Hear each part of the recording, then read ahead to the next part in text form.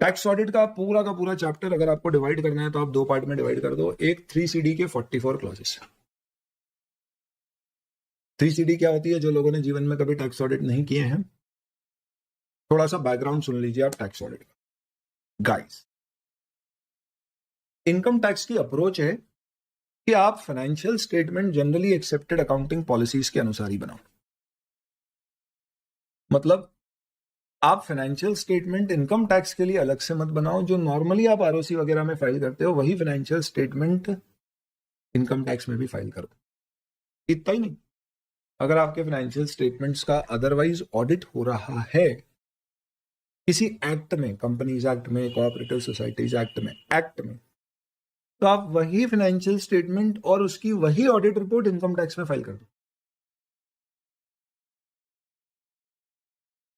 हमें आपसे अलग से उन फाइनेंशियल स्टेटमेंट का ऑडिट भी नहीं चाहिए, क्योंकि हो गया, क्योंकि हम ऐसे भी चाहते हैं कि हमें फाइनेंशियल स्टेटमेंट का auditor generally accepted accounting principle से उसका ऑडिट करके हमें रिपोर्ट दे, बस। क्योंकि कई सारी चीजें फाइनेंशियल स्टेटमेंट में जो आपने अकाउंट फॉर करी होगी वो इनकम टैक्स के प्रोविजंस के अनुसार नहीं होगी। उदाहरण के तौर पे डिप्रिसिएशन आपने लगाया होगा एज पर शेड्यूल 2 की लाइफ या आपके अपने अनुसार, पर इनकम टैक्स का सेक्शन 32 अलग से रेट प्रिस्क्राइब करता है डिप्रिसिएशन की। उसके लॉजिक भी अलग होते हैं। वो पुट टू यूज से चार्ज करने देता है, अकाउंट्स में आप रेडी टू यूज से लगाते हैं। तो ये बात तय है कि आपके फाइनेंशियल स्टेटमेंट में जो प्रॉफिट या इनकम एक्सपेंस दिख रही है वो एज इट इज टैक्स नहीं की जा सकती, उसमें कोई एडजस्टमेंट करने की जरूरत हो। तो ये कई प्रकार के जो एडजस्टमेंट्स करना पड़ेंगे ये असेसी खुद करेगा, क्योंकि हम इंडिया में सेल्फ असेसमेंट रिजीम में रहते हैं, जिसमें it is the responsibility of assessee to himself correctly assess the tax, and in case if he has wrongly assessed the tax, we will not say that he has done it by error. We will simply believe that he has wrongly done the self-assessment. We will recover the shortfall of the tax if we find, along with penalty and interest. अब ये कैसे पता पड़ेगा कि assessee ने जो self assessment किया है वो सही है या नहीं है? जब तक असेसिंग ऑफिसर स्क्रूटनी नहीं करेगा रिकॉर्ड्स की। इसलिए असेसिंग ऑफिसर को सपोर्ट हो ये चेक करने में कि आपने अपने इनकम टैक्स रिटर्न में आपकी इनकम करेक्टली असेस करके रिटर्न फाइल किया है। असेसिंग ऑफिसर यानी इनकम टैक्स के लिए एक सीए अपॉइंट किया जाए सेक्शन 288 में, जो क्वालिफाइड है, जिसे टैक्स ऑडिटर कहेंगे।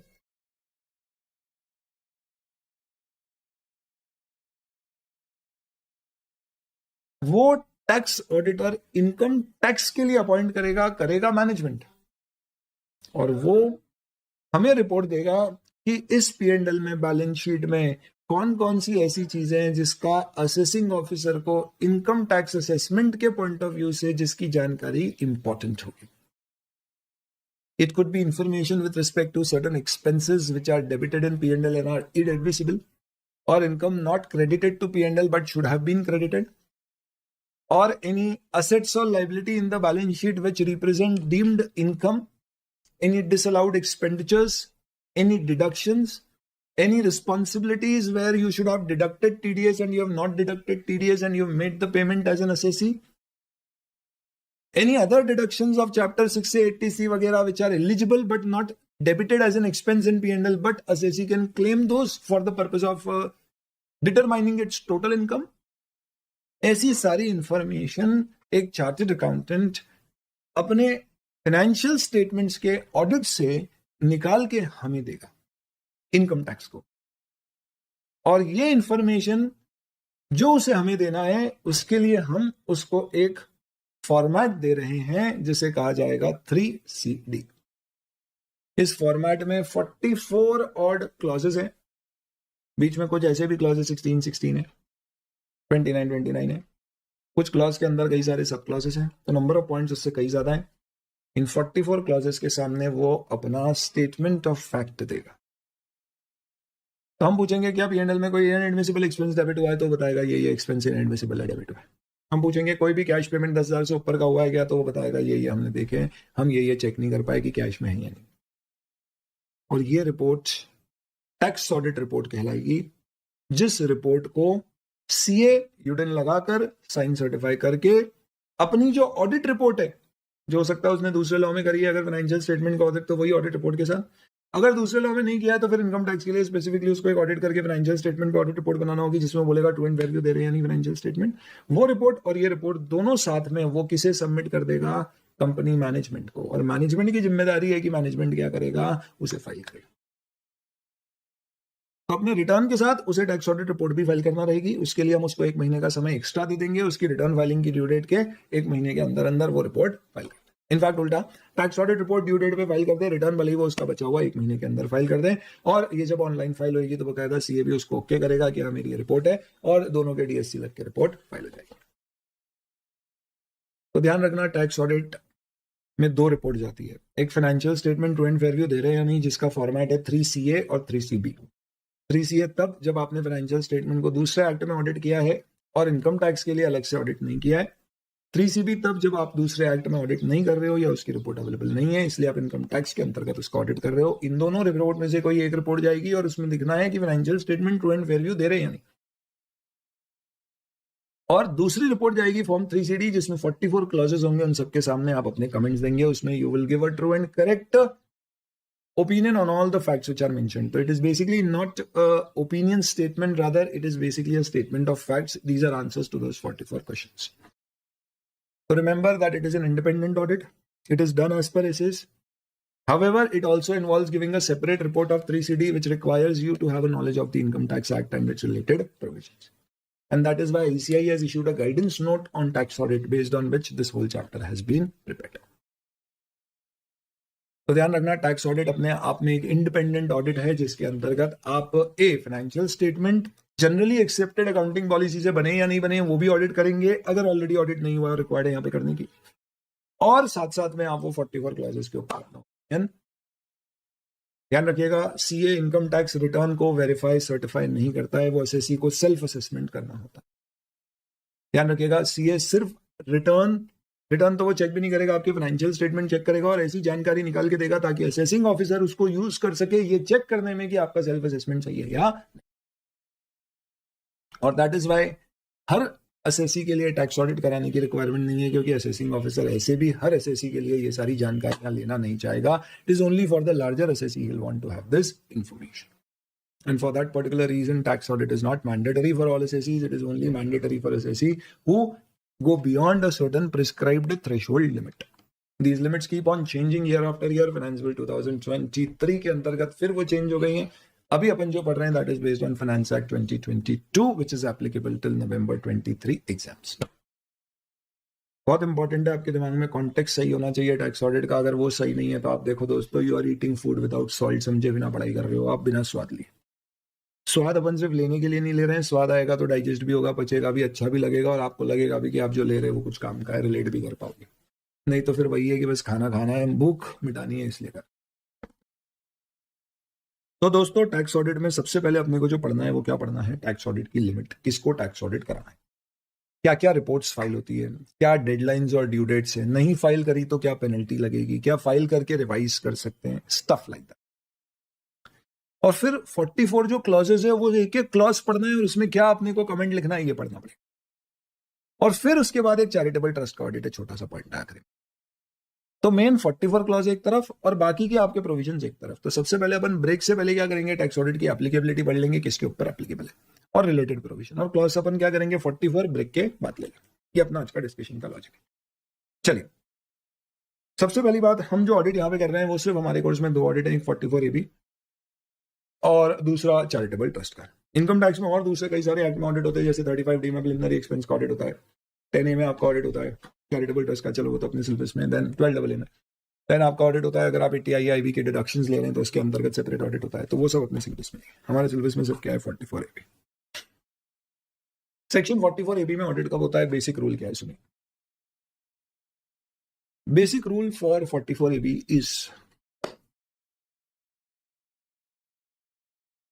आपके बिजनेस का टर्नओवर, ग्रॉस रिसीप्ट्स या सेल्स, सब एक ही बातें हैं। प्रोफेशन में ग्रॉस रिसीप्ट्स यूज होता है, बिजनेस में ग्रॉस रिसीप्ट, टर्नओवर और सेल शब्द यूज होता है। अगर 1 करोड़ से ज्यादा है तो आपको टैक्स ऑडिट कराना है, ये बेसिक रूल। तो लिमिट क्या है, आज भी 44 AB में 1 करोड़। बैंकिंग ट्रांजैक्शन अगर आपके 95% है तो आपकी लिमिट 1 की जगह 10 करोड़ हो जाएगी बिजनेस की केस। प्रोफेशन में सब अलग चल रहा है, अभी सिर्फ बिजनेस की बात हो रही है। ये बैंकिंग ट्रांजैक्शन क्या है छोड़ो, अभी बाद में डिस्कस करें। प्रोफेशन के केस में अगर आपकी ग्रॉस रिसीव 50 लाख रुपए से ज्यादा है, सब एक्सीड्स है लिमिट, ना कि मोर देन इक्वल टू, तो आपको टैक्स ऑडिट कराना पड़ेगा।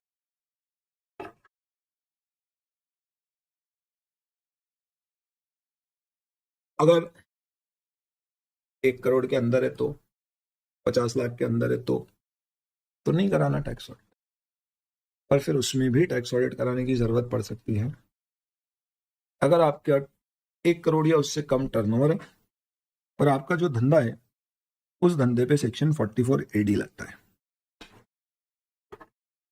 44 AD कहता है सर्टन सेट ऑफ धंधों में, एक्सेप्ट इसमें कमीशन वाले धंधे नहीं आते, एजेंट वाला धंधा नहीं आता है, आपको अगर इनकम 8% जो आपकी कैश में रिसिप्ट है और 6% जो आपकी बैंक में रिसिप्ट है उससे कम डिक्लेयर करनी है, तो भले ही आपका टर्नओवर 1 करोड़ से कम है या 1 करोड़ है, फिर भी आपको टैक्स ऑडिट कराना पड़ेगा। इसे बोलने के लिए ऐसा कहते हैं कि हम टैक्स ऑडिट के लिए लायबल नहीं है 44 AB में, पर क्योंकि हमारा बिजनेस प्रिजम्पटिव इनकम में कवर्ड है, जहां पे इनकम टैक्स ऐसा प्रिज्यूम करता है कि भैया आपकी इतनी तो इनकम है ही है, आप उससे कम इनकम डिक्लेयर करना चाह रहे हो तो इनकम टैक्स को डाउट है कि ऐसा कैसे हो गया, तो फिर आप ऑडिट करवा लो और हमें साथ में एक रिपोर्ट दे दो। तो आप उस केस में प्रिजम्पटिव से कम इनकम भी डिक्लेयर कर सकते हो और अपनी रिपोर्ट फाइल कर सकते हो। असेसिंग ऑफिसर को लगेगा तो पूछताछ करेगा, नहीं तो मान लेगा सही है। ये सिर्फ कब एप्लीकेबल हुआ, जब मुझ पर टैक्स ऑडिट नहीं लग रहा है, यानी 1 करोड़ या उससे कम मेरी ग्रॉस रिसीप्ट से, और मेरा बिजनेस 44 AD में कवर्ड है। सारे बिजनेस कवर्ड नहीं होते, प्रोफेशन तो कवर ही नहीं होते, 44 AD में बिजनेस होते हैं और बिजनेस भी सारे कवर नहीं होते। कुछ ऐसे भी बिजनेस होते हैं जो कवर नहीं होते हैं 44 AD में, जैसे कि 44 AD कंपनी पे लागू नहीं होता। तो इसका मतलब अगर आप कंपनी हो और टर्नओवर 1 करोड़ या उससे कम है तो आपको प्रिजम्पटिव इनकम डिक्लेयर करने की कोई जरूरत नहीं, फिर आप जो इनकम डिक्लेयर करना है करो और आपको अलग से टैक्स ऑडिट कराने की भी कोई जरूरत। और आप इंडिविजुअल HUF है तो प्रिजम्पटिव इनकम आप पे लगेगा। अगर आप बिजनेस कर रहे हो और आपको प्रिजम्पटिव इनकम की इनकम से कम डिक्लेयर करना है तो टैक्स ऑडिट कराना पड़ेगा, भले ही आप 1 करोड़ या उससे कम की लिमिट में। सिमिलरली जो लोग कमीशन इनकम कमाते हैं उसके ऊपर एप्लीकेबल नहीं होते। अब यहां पर एक और लिमिट दी गई जिसमें कहा गया कि अगर आपका टर्नओवर 1 करोड़ या उससे कम है और आप बिजनेस कर रहे हो और वो कंपनी नहीं हो और कमीशन का धंधा नहीं है, तो आपको मिनिमम इनकम डिक्लेयर करना होगी प्रिजम्पटिव इनकम की, नहीं तो ऑडिट कराना पड़ेगा। तो हम यहाँ पे आपको एक सुविधा दे रहे हैं कि अगर आपका टर्नओवर 1 करोड़ से ज्यादा पर 2 करोड़ या उससे कम है और अगर आप प्रिजम्पटिव इनकम डिक्लेयर करने के लिए तैयार हो तो उस पर्टिकुलर केस में हम आपको इस पहले क्लॉज में टैक्स ऑडिट करने की जो रिक्वायरमेंट है उससे बचाएंगे। इसलिए कई लोग ऐसा बोलते हैं कि टैक्स ऑडिट की जो लिमिट है वो लिमिट 2 करोड़ हो गई है। अभी बजट में और 3 बढ़ाने की, 3 करोड़ प्रपोज करने की बात की गई है, वो सब छोड़ो, टैक्स ऑडिट की लिमिट 1 करोड़ ही है। अगर आपका धंधा प्रिजम्पटिव में कवर्ड है तो जैसे कंपनी को प्रिजम्पटिव नहीं लगता है तो कंपनी के लिए 1 करोड़ ही है लिमिट। नॉन कंपनी एंटिटीज हैं जैसे कि HUF है, अनडिवाइडेड फैमिली है, पार्टनरशिप फर्म्स है, इंडिविजुअल प्रोप्राइटरशिप फर्म्स है और 44 AD में कवर्ड है, तो उनके पास ऑप्शन है कि वो 2 करोड़ और प्रिजम्पटिव इनकम डिक्लेयर कर दे, तो 2 करोड़ तक का भी अगर उनका रेवेन्यू है तो उनको टैक्स ऑडिट कराने की जरूरत। तो ये लिमिट 2 करोड़ बढ़ा के दे दी। अब अगर मैं कहता हूं कि भैया मेरा तो सिर्फ 50 लाख रुपए मात्र क्या है बिजनेस का टर्नओवर है और 50 लाख रुपए पूरा कैश में रिसीव हुआ है, तो मुझे प्रिजम्पटिव इनकम डिक्लेयर करना है। अगर मैं 44 AD में कवर्ड हूं कितनी, 8% यानी कितनी, 4 लाख। तो अगर मैं 4 लाख से कम इनकम डिक्लेयर कर रहा हूं तो मुझे फिर टैक्स ऑडिट कराना पड़ेगा। मैं बोलता हूं भैया मेरी तो टोटल 20 लाख की इनकम है, उसका 8% 1,60,000, पर मुझे 1,40,000 ही इनकम हुई है, मुझे वो डिक्लेयर करना है, तो आपको टैक्स ऑडिट कराना पड़ेगा। अब इतनी सी इनकम में क्या टैक्स ऑडिट कराना, तो इसके लिए बोला गया है कि अगर आपकी इनकम जो बेसिक एग्जाम्पशन लिमिट होती है इंडिविजुअल्स के केस में 2.5 लाख, सीनियर सिटीजन में अलग, बेसिक एग्जाम्पशन लिमिट से भी कम है अगर आपकी, या उसके अंदर ही आप आ रहे हो, तो फिर आपको भले ही आप प्रिजम्पटिव इनकम से कम डिक्लेयर करो, टैक्स ऑडिट कराने की जरूरत। अब मैं बात करूं प्रोफेशन की, तो अगर आप प्रोफेशन में कवर्ड हो तो आप पे 44 AD लगता है जो बोलता है कि अगर 50 लाख रुपए से कम अगर आपकी इनकम है तो 44 AD कहता है कि आपको मिनिमम 50% इनकम डिक्लेयर करना पड़ेगी। और अगर आप उससे कम डिक्लेयर कर रहे हो तो आपको टैक्स ऑडिट कराना, प्रोवाइडेड आपकी इनकम बेसिक एग्जाम्पशन लिमिट से। तो 44 एडी और एडीए का रेलेवेंस कब हो गया? जब अपन 1 करोड़ से नीचे वाली लिमिट में एडी के लिए एक स्पेसिफिकली 2 करोड़ की लिमिट आ गई, और प्रोफेशन के केस में जब अपन 50 लाख से नीचे वाली लिमिट में है और प्रिजम्पटिव नहीं डिक्लेयर कर रहे और बेसिक एग्जाम्पशन लिमिट से ज्यादा हमारी इनकम है, तो उस केस में हमें टैक्स ऑडिट कराना। इसके अलावा 3 और धंधे, 44 ए, पीबी और बीबीबी। अगर आप इनमें से संबंधित कोई बिजनेस कर रहे हो और इनमें जो प्रिजम्पटिव इनकम है उससे कम इनकम डिक्लेयर कर रहे हो, यहां पे करेक्शन कर दो, ये लाइन नहीं है, तो आपको टैक्स ऑडिट कराना पड़ेगा, भले ही आप विद इन 1 करोड़। यानी यहाँ पे अगर आप बेसिक एग्जाम्पशन लिमिट जो आपकी है वो बेसिक एग्जाम्पशन लिमिट वाली भी इनकम अगर आप डिक्लेयर कर रहे हो तो भी आपको टैक्स ऑडिट कराना। ये अपने आप में बड़ा कंफ्यूजिंग हो सकता है, और कंफ्यूजन अगर हो रहा है तो थोड़ा सा और बढ़ा लो। धंधे करने वाले लोगों के लिए, प्रोफेशन के लिए नहीं, जिन पर 1 करोड़ की लिमिट प्रिस्क्राइब की गई है कि उससे ऊपर है तो टैक्स ऑडिट करो, उनकी लिमिट 10 करोड़ जाएगी अगर वो अपने टोटल बिजनेस में 95% पैसा बैंकिंग चैनल से रिसीव करते हैं, सिर्फ इनकम नहीं, सब कुछ। फिर वो इनकम हो, लोन हो, एसेट बेच के पैसा आया हो, पेमेंट साइड पे भी आपने खर्चे किए हो या आपने रीपेमेंट किया हो लोन का या कुछ, आपके टोटल ट्रांजैक्शंस का 95% या उससे ज्यादा बैंकिंग चैनल से है, both at the receipt side and payment side, तो फिर आपको 10 करोड़ रुपए तक भी टैक्स ऑडिट कराने की बात, you don't have to get a tax audit. आपकी लिमिट 10 करोड़ जाएगी, पर आप बिजनेस में होना चाहिए। बैंकिंग ट्रांजैक्शन का मतलब या तो अकाउंट पे चेक से आया, या इलेक्ट्रॉनिक बैंक ट्रांसफर से आया, या सिमिलर मोड से आया। This could become a little complicated, so don't worry, because I've told you so many times, you are in safe hands. What do you mean by you are in safe hands? ये इसकी summary है, बहुत अच्छे से समझ लो, कोई doubt नहीं होना चाहिए। आई एम श्योर आप लोग इनकम टैक्स में इसको पढ़ चुके होंगे, पर मैं ऐसे अज्यूम नहीं कर सकता कि आपने डीटी में पढ़ लिया होगा तो मैं इसको यहाँ छुड़वा दूं। तो इसको आसान करने का ये तरीका है, एक हो गए बिजनेस, एक हो गए प्रोफेशन। सबसे पहले अपन चलो बात करते हैं बिजनेस की। आपके बिजनेस के केस में सारे धंधों को आप एक ही तरह से बिजनेस मानो, पर उसमें 4 स्पेशल कैटेगरी अलग निकाल दो, एडी, एई, पीबी, पीबीबी। ये प्रिजम्पटिव में कवर होने वाले धंधे। बीबीबी लगता है फॉरेन कंपनी के ऊपर जो टर्न की प्रोजेक्ट्स कर रही है। बीबी लगता है नॉन रेसिडेंट के ऊपर जो ऑयल या मिनरल्स के एक्सप्लोरेशन में इन्वॉल्व है इंडिया में। और एई लगता है गुड्स कैरियज प्रोवाइड करने वाली सर्विसेज के ऊपर, जिसके पूरे साल में किसी भी समय 10 या उससे कम गुड्स कैरियज रहे, उससे ज्यादा नहीं हुए, ट्रक चलाने वाला काम है जिसको। एडी लगता है बाकी सारे धंधों पे, प्रोवाइडेड आप एजेंसी या कमीशन का धंधा नहीं कर रहे हो, रेसिडेंट हो आप, नेचर आपका इंडिविजुअल एचयूएफ फर्म है, एलएलपी या कंपनी नहीं हो, और आपकी ग्रॉस रिसीव 2 करोड़ या उससे कम है। इस सिचुएशन में बहुत ध्यान से समझना, मस्त समझ में आएगा, 1 नंबर आएगा, गारंटी। अगर 8% जो बैंकिंग के अलावा पैसा आया है और जो बैंकिंग में आया है उसका 6%, तो सपोज आपकी साल भर की रिसिप्ट 80 लाख, उसमें से 40 लाख बैंक और 40 कैश है, तो 40 लाख का 6% और 40 लाख का 8%। इतनी मिनिमम इनकम अगर आप ऑफर कर रहे हो तो प्रिजम्पटिव इनकम आप दे रहे हो, बिजनेस के अंतर्गत आपको ऑडिट कराने की जरूरत है। और यहाँ पे आपकी लिमिट 1 करोड़ की जगह 2 करोड़ हो गई, और वो 10 करोड़ जाएगी बैंकिंग अगर आपका 95% है, वो अलग है, वो छोड़ो।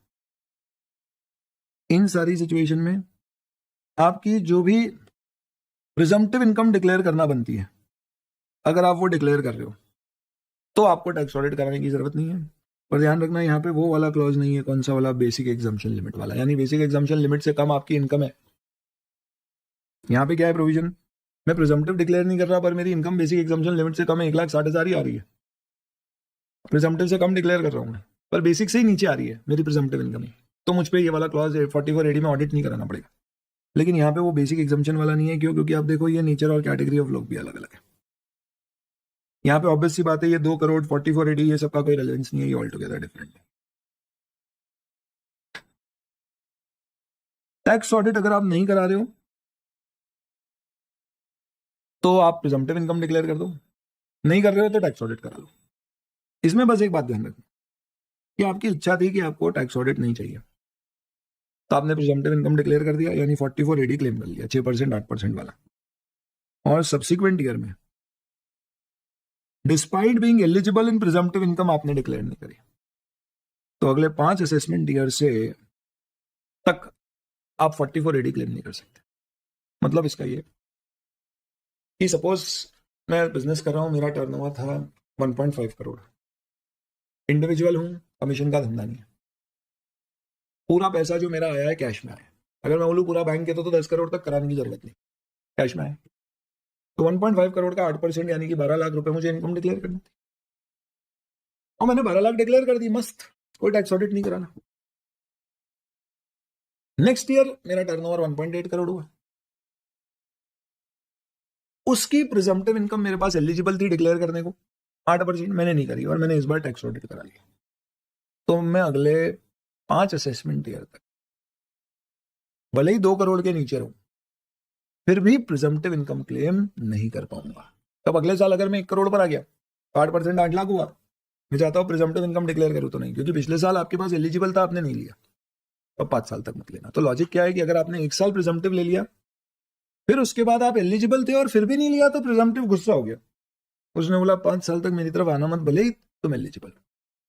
यानी प्रिजम्पटिव आप नहीं ले रहे हो तो कोई दिक्कत ही नहीं है, एक बार लेने के बाद नहीं ले रहे हो तो फिर 5 साल का आपके ऊपर क्या हो जाएगा, रिस्ट्रिक्शन आ जाएगा। चलिए, अब एडी है, प्रोफेशन पे आते हैं। ये इंडिविजुअल और पार्टनरशिप पे ही है, रेसिडेंट होना चाहिए, रिसीव 50 लाख उससे कम है, प्रिजम्पटिव इनकम 50% डिक्लेयर करना है। अगर कर दी तो टैक्स ऑडिट नहीं कराना है, लेकिन अगर उससे कम किया तो टैक्स ऑडिट कराना है, प्रोवाइडेड आप बेसिक एग्जाम्पशन लिमिट से ज्यादा।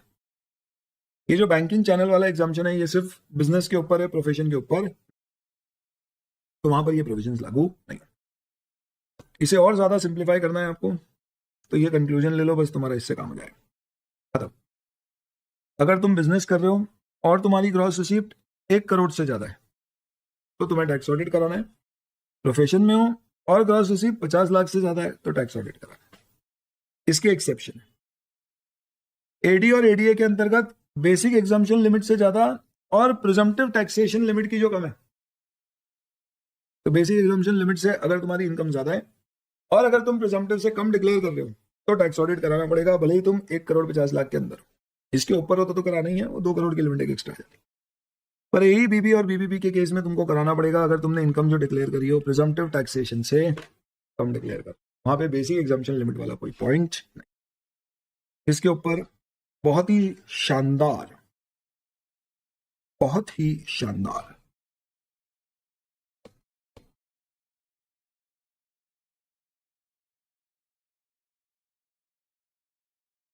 क्वेश्चन बैंक में टैक्स ऑडिट का चैप्टर नंबर बोलो बच्चों।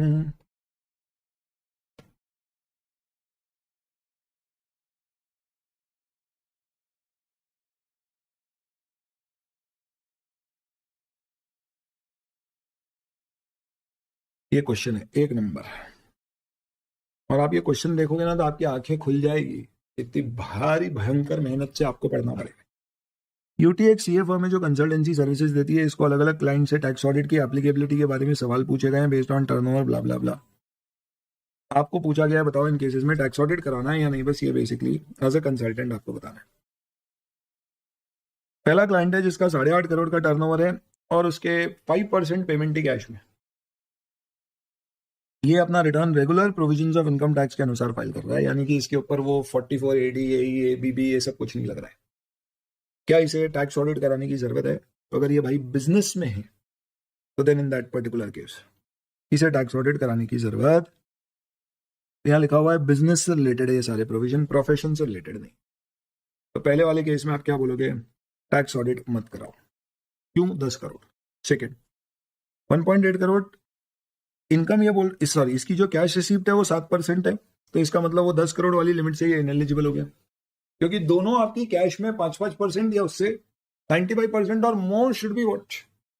इनफैक्ट आप ऐसा बोल दीजिए कि आपके बैंकिंग चैनल से मैक्सिमम क्या होना चाहिए, पैसा आना चाहिए कितना, 5% तक पैसा कैश में आएगा तो चलेगा, यानी 95% पैसा आपका किस में आना चाहिए, बैंक। एग्जैक्ट 95% या यू बोल दो 5% एग्जैक्ट भी कैश में आया है तो भी चलेगा, 10 करोड़ की लिमिट मिल जाएगी। इसने डिक्लेयर किया अपनी income as per presumptive taxation under 44AD of income tax act 1961। तो प्रिजम्पटिव टैक्सेशन के लिए फिर आपकी लिमिट 2 करोड़ की हो गई, तो क्योंकि आप 2 करोड़ से नीचे हो प्रिजम्पटिव इनकम डिक्लेयर कर रहे हो तो भी टैक्स ऑडिट से आप बच गए। भले ही आपका टर्नओवर 1 करोड़ से ज्यादा है, बट आप प्रिजम्पटिव इनकम डिक्लेयर कर रहे हो, टैक्स ऑडिट एप्लीकेबल नहीं है। क्यों? क्योंकि वहां पे लिमिट 2 करोड़ की हो गई है। नेक्स्ट, 0.85 करोड़ ही 1 करोड़ से नीचे है, तो उस केस में आप क्या हो जाओगे? मजे करो, आपको टैक्स ऑडिट कराना ही नहीं। प्रोवाइडेड प्रिजम्पटिव में अगर आप कवर्ड हो तो फिर आपको 6% 8% डिक्लेयर। अच्छा, इस पे वो लिमिट नहीं लग रही है 5% वाली, क्योंकि कैश में 6% है। Has declared income as per presumptive taxation 44 AD of income tax during the last 2 previous year, पिछले 2 साल। पर करंट ईयर में has declared income lower than 44 AD and total income is also less than the basic exemption. तो इस case में अगर आप इसमें जो इनकम आपको डिक्लेयर करनी थी 8% 6% उससे कम डिक्लेयर कर रहे हो, 44 एडी में कवर्ड हो, तो इसका मतलब आपको टैक्स ऑडिट कराना रहेगा। पर आपकी इनकम बेसिक एग्जम्पशन लिमिट से क्या होना चाहिए? ज्यादा। अगर आप उससे भी कम क्लेम कर रहे हो तो फिर आपको टैक्स ऑडिट कराने की जरूरत नहीं है। तो यहाँ पे भी आंसर हो गया नो। क्यों? क्योंकि आप क्या कर रहे हो? In the current year basic exemption limit से भी कम क्लेम कर रहे हो। लास्ट 3.2 करोड़ टर्नओवर है, 8% है, तो 10 करोड़ वाली लिमिट आप पे नहीं लगेगी। आपने बिजनेस इनकम डिक्लेयर करी है प्रिजम्पटिव टैक्सेशन पर 44A गुड्स कैरियज वाला,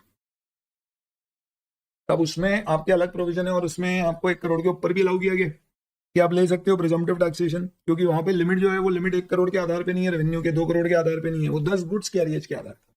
तो अगर आपने साल में किसी भी समय 10 या उससे कम गुड्स कैरियज ही रख रखी है, हर समय आपकी गुड्स कैरियज 10 से ज्यादा नहीं गई, ऐसा बोलना चाहिए, तो आपको वो प्रिजम्पटिव टैक्सेशन मिल जाएगा 44A का। पिछले 4 साल से वो क्या कर रहे हैं? 44A यूज कर रहे हैं, पर करंट ईयर में उसने इनकम जो डिक्लेयर की है वो 44A से कम है, तो टैक्स ऑडिट कराना पड़ेगा। पर ये बोल रहे हैं कि उसकी total income basic exemption limit से भी कम है, तो हम बोलेंगे उससे कोई फर्क नहीं पड़ता। ये बेसिक एग्जम्पशन लिमिट वाला 44 AD और ADA पे लगता है कि उससे कम है तो टैक्स ऑडिट मत कराओ, यहाँ पे इसका कोई मतलब नहीं है। यानी हम बोलेंगे कि अगर आप प्रिजम्पटिव से कम कर रहे हो तो आपको टैक्स ऑडिट कराना होगा, तो यहाँ पे आंसर आ जाएगा। तो दोस्तों ये देखने में मुश्किल है, पर आप देखो इसके ऊपर आरटीपी में ऐसा भयानक क्वेश्चन आ रखा है, एमसीक्यू बन सकता है इसके ऊपर खतरनाक, तो भूल के भी हल्के पतले में मत लेना, भूल के भी हतले पतले में मत लेना। कोई बोल रहा है सर ऐसा करके तो कोई टैक्स की लाइबिलिटी से बच सकता है? मेरे भाई, मेरे दोस्त, मेरे यार, पहली बात ये समझ कि ये डीटी की क्लास नहीं। दूसरी बात ये समझ कि अपन इसको ऑडिट के अंतर्गत पढ़ रहे हैं, वो भी पावर बैच में, और अपन वहां सोचे कि सर इससे तो टैक्स में कोई फ्लॉ निकल गया और अपन उसकी प्लानिंग निकाल ले। प्रभु आओ ऑडिट रेगुलर में डिस्कस करें, हमने को यहाँ टैक्स प्लानिंग वगैरह के मौके नहीं ढूंढने। भाई जो लिखा है वो समझ नहीं आ रहा है, भाई बात कर रहा है कि सर इससे तो कोई टैक्स सेविंग कर लेगा, तरीके निकाल लेगा। नो बाबा नो, डोंट गो देयर। आया भाई, सब कुछ समझ में बढ़िया हो गया, ये कोई दिक्कत नहीं है, तो आप ले लीजिए। बच्चों बहुत ध्यान से सुनिए टैक्स ऑडिट की एप्लीकेबिलिटी के प्रोविजंस। सबसे पहले अगर एग्जाम में क्वेश्चन आता है टैक्स ऑडिट एप्लीकेबल है या नहीं है, इसका सवाल का जवाब देने के लिए कैसे अप्रोच बनाना, ये समझा रहा हूं। पहले देखो कि क्वेश्चन में आप बिजनेस कर रहे हो या प्रोफेशन। अगर आप बिजनेस कर रहे हैं तो फिर आप ये देखिए कि क्या आपका बिजनेस 44AE, BB या BBB में कवर्ड है। अगर इन तीनों में आपका बिजनेस कवर्ड है, तीनों में से किसी में भी अगर आपका बिजनेस कवर्ड है, तो फिर आप वो 1 करोड़ वगैरह सब भूल जाओ। फिर आप सिर्फ ये देखो कि क्या जो प्रिजम्पटिव इनकम आपको डिक्लेयर करने की बात की गई है, क्या आप उतनी प्रिजम्पटिव इनकम या उससे ज्यादा इनकम डिक्लेयर कर रहे हैं? हां, तो टैक्स ऑडिट कराने की जरूरत नहीं, अन्यथा टैक्स ऑडिट कराना ही पड़ेगा, फुल स्टॉप। पर अगर आप 44AD में प्रिजम्पटिव इनकम में कवर्ड है, तो अगर आप प्रिजम्पटिव इनकम से कम इनकम डिक्लेयर कर रहे हैं, पर आप कहते हैं कि मेरी बेसिक एग्जम्पशन लिमिट से भी कम इनकम है, तो आप टैक्स ऑडिट ना कराएं। लेकिन अगर आप बेसिक एग्जम्पशन लिमिट से ज्यादा इनकम डिक्लेयर कर रहे हो पर प्रिजम्पटिव टैक्सेशन से कम, तो आपको टैक्स ऑडिट कराना पड़ेगा। जानना चाहेंगे आप शायद कि 44AD में कवर कब होते हैं? जब आप रेसिडेंट हैं, इंडिविजुअल HUF या पार्टनरशिप फर्म है, LLP कंपनी नहीं, कमीशन एजेंसी का बिजनेस नहीं कर रहे, और आपकी ग्रॉस रिसीट्स टर्नओवर 2 करोड़ रुपए या उससे कम है। जानना चाहते हैं आप 44AE में कब कवर होंगे? जब आप गुड्स कैरियज का धंधा कर रहे हैं और 10 से ज्यादा किसी भी समय पर साल में गुड्स कैरियज आपके पास नहीं थे, टर्नओवर आपका कुछ। बीबी और BBB non resident foreign companies जो स्पेसिफिक तरह के बिजनेसेस करती है, oil exploration, mineral oil exploration related, उन पे लगता है। इस पूरे बिजनेस की व्याख्या में अगर आपका 10 करोड़ या उससे कम का टर्नओवर है, परंतु 95% आपका बैंकिंग चैनल से आया और गया है, तो भी आप टैक्स ऑडिट से बच जाएंगे। फिर प्रिजम्पटिव लगे नहीं लगे वो सब सेकेंडरी है, ये ओवर रूलिंग प्रोविजन। लेकिन अगर आप प्रोफेशन में तो 50 लाख से ऊपर अगर आपकी ग्रॉस रिसीप्ट है तो आंख बंद करके टैक्स ऑडिट करा लो। 50 लाख या उससे कम है तो आप पे 44 ADA क्या लगता है ये चेक करो। नहीं लगता तो टैक्स ऑडिट नहीं कराना। अगर लगता है तो प्रिजम्पटिव इनकम से कम इनकम अगर आप डिक्लेयर कर रहे हैं और बेसिक एग्जम्पशन लिमिट से ज्यादा, तो टैक्स ऑडिट कराना पड़ेगा। यहां बेसिक एग्जम्पशन लिमिट से कम डिक्लेयर करने पर भी टैक्स ऑडिट से बच जाएंगे। यानी एडी और एडीए में बेसिक एग्जम्पशन लिमिट से कम डिक्लेयर करो तो टैक्स ऑडिट नहीं है, भले ही प्रिजम्पटिव से कम हो, पर ऐसा एईबीबी बीबीबी में नहीं है। जानना चाहते हैं 44 एडीए किस पे लगता है? ये प्रोप्राइटरशिप्स और पार्टनरशिप्स को अवेलेबल है। ध्यान रखना, कंपनी को तो है ही नहीं, ये एचयूएफ को भी अवेलेबल नहीं है। एचयूएफ को 44 एडी अवेलेबल होता है बिजनेस वाला, पर एडीए नहीं होता है। लॉजिकली सही भी है क्योंकि एचयूएफ प्रोफेशन टाइप के धंधे नहीं कर सकता। क्या बोला है? एक बार पसंद आया तो हो जाए जोरदार। इतनी तालियों के इमोजीज आए कि यहां तक गड़गड़ाहट सुनाई दे। क्या बात बोली है, वाह सर वाह, एक नंबर। अबे मैं खुद की तारीफ करते रह जाऊंगा तो फिर कैसे चलेगा? Guys, you need to help me get me more white blood cells so that I can fight for you. चलिए, तो ये आपके सारे प्रोविजन है। मैं उम्मीद करता हूं मैंने इसको काफी कवर किया है। ध्यान रखना 10 करोड़ की लिमिट प्रोविजन के ऊपर जरा भी अवेलेबल नहीं। इसके अलावा थैंक यू। एक चीज बस मैंने इसमें नहीं बताई है कि अगर आपने प्रिजम्पटिव इनकम एक बार ले ली, फिर उसके बाद अगली बार नहीं ली, तो फिर 5 साल तक आपके पास अवेलेबल नहीं। ठीक है, तो आप एक चीज और ऐड कर दें। प्रिजम्पटिव इनकम एक बार ले लिया, अगले साल अवेलेबल था पर नहीं लिया और टैक्स ऑडिट कराने चले गए, तो फिर अगले 5 साल तक आपको प्रिजम्पटिव इनकम वाले ऑप्शन अवेलेबल नहीं होंगे। वाह वाह वाह, क्या गड़गड़ाहट है तालियों, क्या हा, थैंक यू, बहुत अच्छा लग रहा है। थैंक यू दोस्तों, थैंक यू, बहुत बढ़िया, धन्यवाद। यस, आने दो, ठीक लग रहा है। ऐसा लग रहा है कभी सम्मेलन में बैठा हूँ, खुद ही बोल रहा हूँ तालियां बजाओ। धन्यवाद, बहुत बहुत धन्यवाद। ये हो गया आपका पूरा टैक्स ऑडिट का प्रोविजन। इसके बाद दूसरी कहानियां सुन लो। कौन करेगा भैया टैक्स ऑडिट सेक्शन 288 में? कौन सी है जो क्वालिफाइड है, जिसको मैं प्रोफेशनल एथिक्स में बता चुका हूँ। फाइलिंग रिपोर्ट करने की ड्यू डेट क्या है? 1 month before the due date of filing the return for relevant assessment year. तो टैक्स ऑडिट रिपोर्ट आपकी जो इनकम टैक्स रिटर्न की ड्यू डेट है उससे 1 महीने पहले आपको टैक्स ऑडिट रिपोर्ट फाइल करना पड़ती है। ठीक है, then the report of audit furnished under this rule can be revised by an accountant duly verified and verified by such accountant before the end of the relevant assessment year। कब?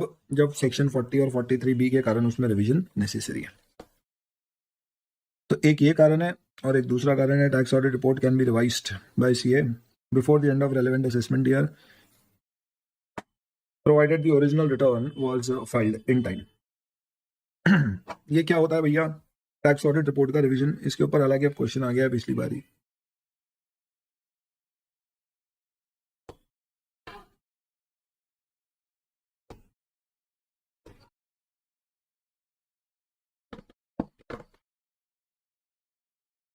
अगर आपने tax audit नहीं कराया तो क्या penalty लगेगी?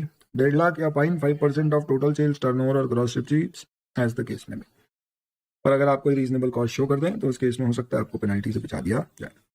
Amount क्या लगेगा? इन दोनों में जो भी कम है, यानी 1.5 लाख से ज्यादा पेनल्टी कभी भी नहीं लगेगी। ये कब है? जब आपने टैक्स ऑडिट रिपोर्ट टाइम से फाइल नहीं की।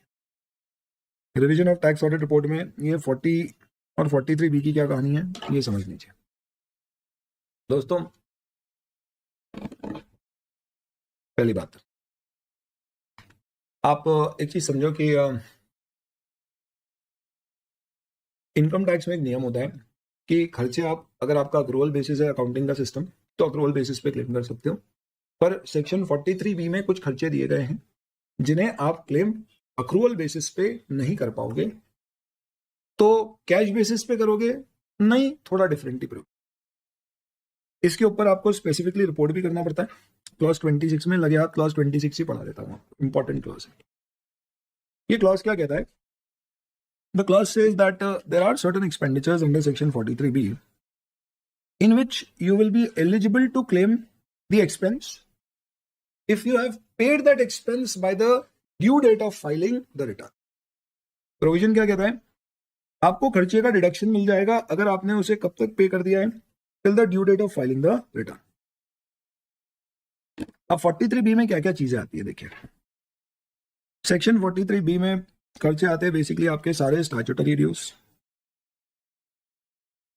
प्रोविजन फॉर बोनस वगैरह टाइप की चीजें, interest on loans from scheduled banks etcetera. अब मैं पूरा कोई सेक्शन तो नहीं पढ़ा पाऊंगा आपको, पर कुछ इलस्ट्रेशन या इंक्लूजन दे सकता हूं, इस तरह की चीजें।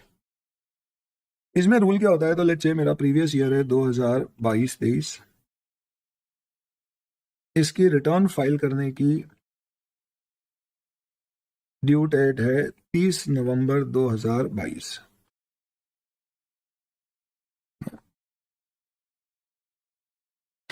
सॉरी, तो 30 सितंबर लेट्स से ड्यू डेट है आपकी टैक्स ऑडिट रिपोर्ट की, और 31 अक्टूबर 2023 कर देता हूं मैं रिटर्न फाइल करने की ड्यू डेट है। ठीक है, तो अगर आपकी बैलेंस शीट 31 मार्च 23 में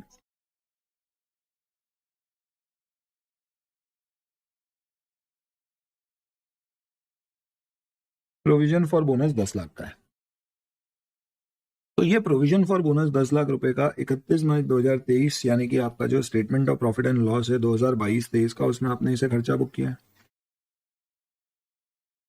तो ये प्रोविजन फॉर बोनस 10 लाख रुपए का if it is paid till 31 October 23, then in your income tax return of previous year 22-23 it is a deductible expense. Else you will be able to claim deduction in the previous year when paid. In the previous year where it is paid. यानी आप ये समझ लो दोस्तों कि आपको 31 अक्टूबर का एक कट ऑफ दे दिया मैंने, उस तारीख तक पे कर लो, तो जिस साल में अक्रू किया है उसी साल में डिडक्ट कर लेना, नहीं तो जिस साल में पे करोगे उस साल में डिडक्शन। तो जैसे यहां पे एक एग्जांपल लिया, एक्सपेंस 21-22 का ले लिया, यहां पे रिटर्न फाइलिंग की ये डेट है 31 अक्टूबर 2022। अब अगर आपने इसे ड्यू डेट पर पे नहीं किया 31 अक्टूबर पे, तो ये आपका आउटस्टैंडिंग अमाउंट आ गया। अब आप इसे कब पे करोगे? सपोज आपने इसे 1 नवंबर 2022 को पे किया अगले साल, तो कौन से प्रीवियस ईयर में पे हुआ? 22-23, तो ये 22-23 में डिडक्टेबल हो जाएगा। और सपोज आपने इसे 1 सितंबर 2023 को पे किया, तो फिर अगले साल अपन रिटर्न फाइलिंग की ड्यू डेट नहीं देखेंगे, वो सिर्फ फर्स्ट टाइम अवेलेबल है। उसके बाद से जिस प्रीवियस ईयर में पे होगा उस प्रीवियस ईयर में डिडक्शन मिलेगा। तो आपने सितंबर 23 में पे किया है, तो इसका डिडक्शन अब आपको 23-24 प्रीवियस ईयर में मिलेगा। तब जब आप करंट ईयर की टैक्स ऑडिट रिपोर्ट बनाते हो तो उसमें आपको इंफॉर्मेशन क्लॉज 26 में देना पड़ती है। क्या? पहला, क्या आपके साल के शुरू में कोई भी ऐसा खर्चा था जो पिछले साल में अलाउ नहीं किया गया था, उसमें से कितना इस साल पे किया और कितना नहीं? यानी ये कौन सा खर्चा है? ये वो खर्चा है जो opening outstanding and it was not paid till return filing of the due year. जिस ईयर में ये खर्चा ड्यू हुआ था उस साल की रिटर्न फाइलिंग की तारीख तक पे नहीं हुआ, क्योंकि हुआ होता तो उसी साल डिडक्शन ले लिया। उसमें से क्या आपने करंट ईयर में कुछ पे किया है तो लिख दो, नहीं किया है तो फिर आप लिख दो कि ये नहीं किया, तो फिर ये अगले साल ओपनिंग आउटस्टैंडिंग में फिर चले जाएगा। प्लस, क्या कोई इस साल का खर्चा है जो आपने paid on or before the due date of furnishing the return of income tax under 139 subsection 1 pay किया है? यानी कि इस साल का कोई बोनस है क्या जो आपने इसी साल पे कर दिया, पर कब? रिटर्न फाइल करने की तारीख तक। तो वो यहां पे बता देना कि ये पे हो गया। इसका आपको क्या होगा? करंट प्रीवियस ईयर में यानी इसी साल में आपको डिडक्शन मिल जाएगा, क्योंकि रिटर्न फाइल करने तक पे कर दिया। और जो नहीं पे किया, not paid on or before the aforesaid due date, ये वाला खर्चा फिर आप क्या होगा? नेक्स्ट ईयर ये यहां पे आ जाएगा। फिर इसका डिडक्शन अगले सालों में मिलेगा। आई होप ये एकदम क्लियर है, कोई डाउट नहीं है। तो मेरे इस एग्जाम्पल में लेट्स से फॉर एग्जाम्पल अगर मैं ये वाला एग्जाम्पल लेता हूँ 21-22 का, और लेट्स से ये वाला एग्जाम्पल मैं बना देता हूँ किसके लिए, नेक्स्ट ईयर 21-22, 22-23, तब 22-23 में मेरी जो रिपोर्टिंग होगी, income tax return clause 26 of 3CD में, उसमें क्या हुआ, लेट्स से फॉर एग्जाम्पल ये मेरा खर्चा था deductible before due date return filing की 31 अक्टूबर का, और ये let's say for example this expense was 25 lakh पिछले साल का, ठीक है। इसमें से मैंने क्या किया, 5 लाख पे कर दिया 31 अक्टूबर 2022 को। तो जब मैं रिटर्न बनाऊंगा 3CD कौन से साल का, ऑफ द प्रीवियस ईयर 23-24, तो ओपनिंग बैलेंस कितना बाकी था, 20 लाख का। उसमें से मैं लिखूंगा paid in current previous year, यानी कि 23-24 प्रीवियस ईयर है मेरा, 22-23 प्रीवियस ईयर, ग्रीन वाला। तो मैं लिखूंगा कि 21-22 में से 25 में से 5 का डिडक्शन आपने तब ले लिया था, 20 लाख आपका पेंडिंग था। उस 20 लाख में से लेट्स से 1 नवंबर को आपने 10 लाख पे कर दिया और बचा हुआ 1 सितंबर को पे किया, तो इसको लेट्स से 12 लाख और 8 लाख कर देता हूँ, कंफ्यूजन नहीं है। तो ये तो 23-24 में पे हुआ है, तो आप बोलोगे 22-23 में opening balance paid in 22-23 current previous year कितना कहलाएगा, तो यहाँ पे आप लिख दोगे this amount is 12 lakh and still unpaid is 8 lakh. और 22-23 में आपका इस साल का प्रोविजन फॉर बोनस है, आप बताओगे कि इस साल का मेरा प्रोविजन फॉर बोनस था, कितना आउटस्टैंडिंग था, 10 लाख रुपए का, paid till the return filing due date which is let's say 31/10/23। तो इफ पेड टिल दिस, तो इसी साल में डिडक्टेबल हो जाएगा। तो लेट्स से इसमें से 9 lakh was paid till this date, तो आप यहाँ पे लिखोगे इसमें से 9 लाख पे हो गया है, और आप इसमें से लिखोगे कि अभी तक अनपेड है कितना, 1 लाख। तो अब जब आप नेक्स्ट ईयर का बनाओगे तो नेक्स्ट ईयर में कितना ओपनिंग में दिखेगा, तो ये वाला फिगर नेक्स्ट ईयर में आपका टोटल ये दोनों आ जाएंगे अमाउंट, जो इस साल डिडक्शन नहीं मिला आपको 1 लाख का, और जो प्रीवियस ईयर का अभी भी 8 लाख बाकी है डिडक्शन। तो ये इस तरह से आपको रिपोर्ट करना पड़ेगा। इसमें बस एक चीज ध्यान रखना, स्टैट्यूटरी ड्यूज में पीएफ भी आता है, और पीएफ के लिए नियम अलग होता है। पीएफ जो आप एम्प्लॉय का कॉन्ट्रीब्यूशन काटते हो, किसका, एम्प्लॉय का, उसे आपको ड्यू डेट तक जमा करना पड़ता है, नहीं किया तो फिर वो कभी भी डिडक्टेबल नहीं। तो अगर मार्च का पीएफ मैंने एम्प्लॉय का काटा तो मुझे उसे पीएफ की ड्यू डेट होती है 15 तारीख ऑफ द नेक्स्ट मंथ, तो 15 अप्रैल तक जमा करना है। अगर मैंने नहीं किया तो फिर इनकम टैक्स की रिटर्न फाइल करने की तारीख तक भी आप पे कर दोगे तो भी डिडक्शन नहीं मिलेगा, एम्प्लॉय कॉन्ट्रीब्यूशन का, एम्प्लॉयर का मिल जाएगा। तो इसके लिए अगर आप देखेंगे तो यहाँ पे प्रोविजन में स्पेसिफिकली लिखा हुआ है क्या, कि employees contribution on PF ESI जो भी लेबर लॉज है, उसमें लेबर लॉ को अपन यूज करेंगे, ना कि due date of furnishing the return, due date under labour laws, उसके बाद वो नॉन डिडक्ट। प्लस अगर any sum is payable by the assessee to Indian Railways for use of railway asset, तो उसका भी आपको पेमेंट बेसिस पे payment मिलेगा। ये सिर्फ किसके लिए, अगर आपने रेलवे की कोई वैगन या साइडिंग्स किराए पे लिए तो उसके ऊपर 43 भी लगेगा, पर अगर दूसरी सेवाएं जैसे फ्रेट जो होता है आप रेलवेज पे यूज करते हो कोयला ट्रांसपोर्ट करने वगैरह के लिए, उसके ऊपर कैश बेसिस नहीं, वो अप्रूवल बेसिस पे डिडक्टेबल। तो सर आपने ये क्लॉज 26 अभी क्यों पढ़ा दिया टैक्स ऑडिट रिवीजन के दौरान, उसका कारण ये है कि हो सकता है दोस्तों, जैसे ये वाला एग्जाम्पल है, अब मेरा प्रोविजन फॉर बोनस था 10 लाख का, 31 मार्च पे पे नहीं हुआ था, और मैंने रिटर्न समझो फॉर एग्जाम्पल जुलाई में ही फाइल करा, क्योंकि जुलाई तक प्रोविजन फॉर बोनस पे नहीं हुआ था, तो मुझे इनकम टैक्स में इस 10 लाख का इस साल डिडक्शन नहीं मिलेगा। बट सपोज मैंने क्या किया, अगस्त में पे कर दिया, क्या, बोनस। टेक्निकली क्योंकि प्रोविजन ये नहीं बोलता रिटर्न फाइलिंग तक पे हो गया है तो डिडक्शन मिलेगा, वो बोलता है रिटर्न फाइलिंग की ड्यू डेट तक पे हुआ तो डिडक्शन इसी साल लेना है। तो आपको यहाँ पे मजबूरन अपना रिटर्न और टैक्स ऑडिट रिपोर्ट रिवाइज करके फाइल करवाना पड़ेगी। क्यों, क्योंकि जुलाई में जब आपने फाइल किया था 43B का आउटस्टैंडिंग अमाउंट था तो डिडक्शन नहीं मिला, पर क्योंकि आपने अगस्त में पे कर दिया which is before the due date of filing the return, तो आपको इस साल डिडक्शन लेना पड़ेगा, and for that particular reason आपको अपना रिटर्न और टैक्स ऑडिट रिपोर्ट रिवाइज करनी होगी। तो इस कारण से बोलते हैं 40 और 43B में, क्योंकि आपको deduction due date of return filing तक पैसा देने पे मिल जाता है, और अगर आपने रिटर्न जल्दी फाइल कर दिया और इस बीच आपने फिर पेमेंट किया तो आपको रिपोर्ट रिवाइज करना पड़ता है। This is revision of tax audit report. ये अलग अलग जो अपन ने अभी डिस्कस किया उससे रिलेटेड पॉइंट है, इसमें काम की 2-3 बातें सुन लो। अगर एक धंधा, अगर आप सपोज एक बिजनेस भी कर रहे हो और एक प्रोफेशन भी कर रहे हो, तो मैं एक इंडिविजुअल हूँ, सीए की भी अपनी दुकान है, और let's say for example real estate का भी बिजनेस है, तो I am into business and profession both. तो फिर मेरी जो लिमिट है ना, वो जो मेरा प्रोफेशन वाला पार्ट है उसकी अलग काउंट होगी, और जो बिजनेस वाला पार्ट है उसकी अलग काउंट होगी। तो अगर मैंने सपोज फॉर एग्जांपल 2 करोड़ का टर्नओवर बिजनेस में किया है जहां प्रिजम्पटिव इनकम डिक्लेयर कर रहा हूँ मैं 8%, और 40 लाख की मेरी रिसीव प्रोफेशन की है जहां पर मैं 50% डिक्लेयर कर रहा हूँ प्रिजम्पटिव इनकम, तो मैं टैक्स ऑडिट से बच जाऊंगा, भले ही मेरा टोटल टर्नओवर 2.5 करोड़ है, मेरी रिसीव सारी कैश में। सिमिलरली अगर आप 2 बिजनेस कर रहे हो और एक प्रिजम्पटिव में कवर हो रहा है और एक नहीं हो रहा है, तो जो प्रिजम्पटिव वाला है उसका नियम उसके टर्नओवर के अनुसार अलग लगाना, और जो नहीं कवर हो रहा है उसके लिए पूरी 2 करोड़ की लिमिट उसका नियम उसके टर्नओवर के हिसाब से अलग से लगेगी, एज इन 2 करोड़ 1 करोड़ की। तो अगर एक ही असेसी 5-6 बिजनेसेस कर रहा है, लेट्स से जूते बेच रहा है, कपड़े बेच रहा है, मोबाइल बेच रहा है, लैपटॉप बेच रहा है, वो सभी एक नेचर के हैं, यानी सिर्फ 44 एडी में कवर होते हैं, तो वो सब तो कंबाइन हो जाएंगे। पर आप 2 बिजनेस कर रहे हो, एक कमीशन का जो 44 एडी में कवर्ड है और एक आप ट्रेडिंग कर रहे हो जो 44 एडी में कवर्ड है, तो दोनों की लिमिट अलग अलग चलेगी। कमीशन नहीं, सॉरी, गुड्स कैरियज का एडी में कवर्ड है और दूसरे आपके एडी में, तो दोनों अलग अलग चलेंगे, कंबाइन नहीं। 3CD के जो भी आपके क्लॉज होते हैं उसमें आप क्या करते हो, you basically give a report wherein you give your own point of view. It is not a certification, neither it is actually an expression of opinion. It is only assisting whom? Your assessing officer to conduct the tax audit, as in understand what tax audit is. In fact, help him to assess the tax audit. ठीक है, sir को guilty कर दिया गया है क्योंकि ICAI की permission नहीं ली है।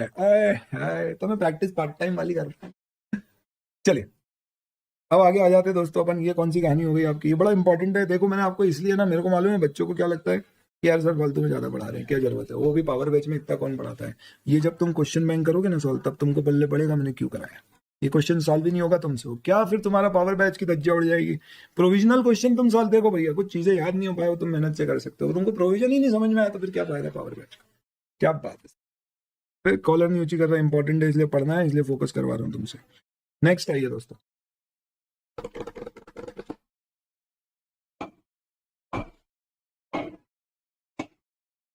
कभी भी नहीं, देखो एम्प्लॉय कंट्रीब्यूशन ड्यू डेट तक फाइल नहीं किया आपने तो कभी जीवन में डिडक्शन नहीं मिलेगा, ऐसा है प्रोविजन। ठीक है, आगे क्विकली टर्नओवर जब आप देखोगे तो क्या है, इसके ऊपर बहुत सारे क्वेश्चन है, वेरी इंपॉर्टेंट। 2 करोड़ 1 करोड़ 50 लाख, ये सारे जो भी लिमिट्स है ग्रॉस रिसीव टर्नओवर की, इसके रूल सुन लो। पहला नहीं, कोई भी डिस्काउंट अगर सेल्स इनवॉइस में दिया गया है, फिर कैश डिस्काउंट डिस्काउंट किसी भी नाम से दिया गया है, वो डिडक्ट हो। तो मैं माल बेचता हूँ 100 रुपए पे, 6 महीने की उधारी देता हूँ, कोई आदमी आज ही कैश दे रहा है तो मैंने उसको 90 में बेच दिया, तो सेल्स इनवॉइस में ही 10 रुपए का डिस्काउंट कट गया, भले ही कैश डिस्काउंट के नाम का है, मेरा टर्नओवर 90 से काउंट होगा। पर आज मैंने 100 में बेचा, बाद में आपने जल्दी पैसे दिए तो मैंने आपको डिस्काउंट दिया, या क्वालिटी खराब निकली तो डिस्काउंट दिया, वो सेल्स से माइनस नहीं होगा। तो ग्रॉस रिसीव का सबसे पहला मतलब समझ लीजिए, gross receive means net of discount given at the time of sale. कोई भी इंडायरेक्ट टैक्स कलेक्ट हुआ है तो ग्रॉस रिसीव में नहीं आएगा, ग्रॉस रिसीव में सेल्स रिटर्न माइनस होगी, और सेल्स रिटर्न जो उस साल में आई है वो माइनस होगी। ये नहीं देखा जाएगा कि किस साल की सेल की आई। तो इस साल मैंने समझो 11 करोड़ रुपए की ग्रॉस रिसीव्स की, समझो आप 11 छोड़ो 2 करोड़ लेते हैं, तो इस साल मैंने 2.1 की ग्रॉस रिसीव्स की, 2.1 करोड़ की मेरी ग्रॉस रिसीव्स है बिजनेस की।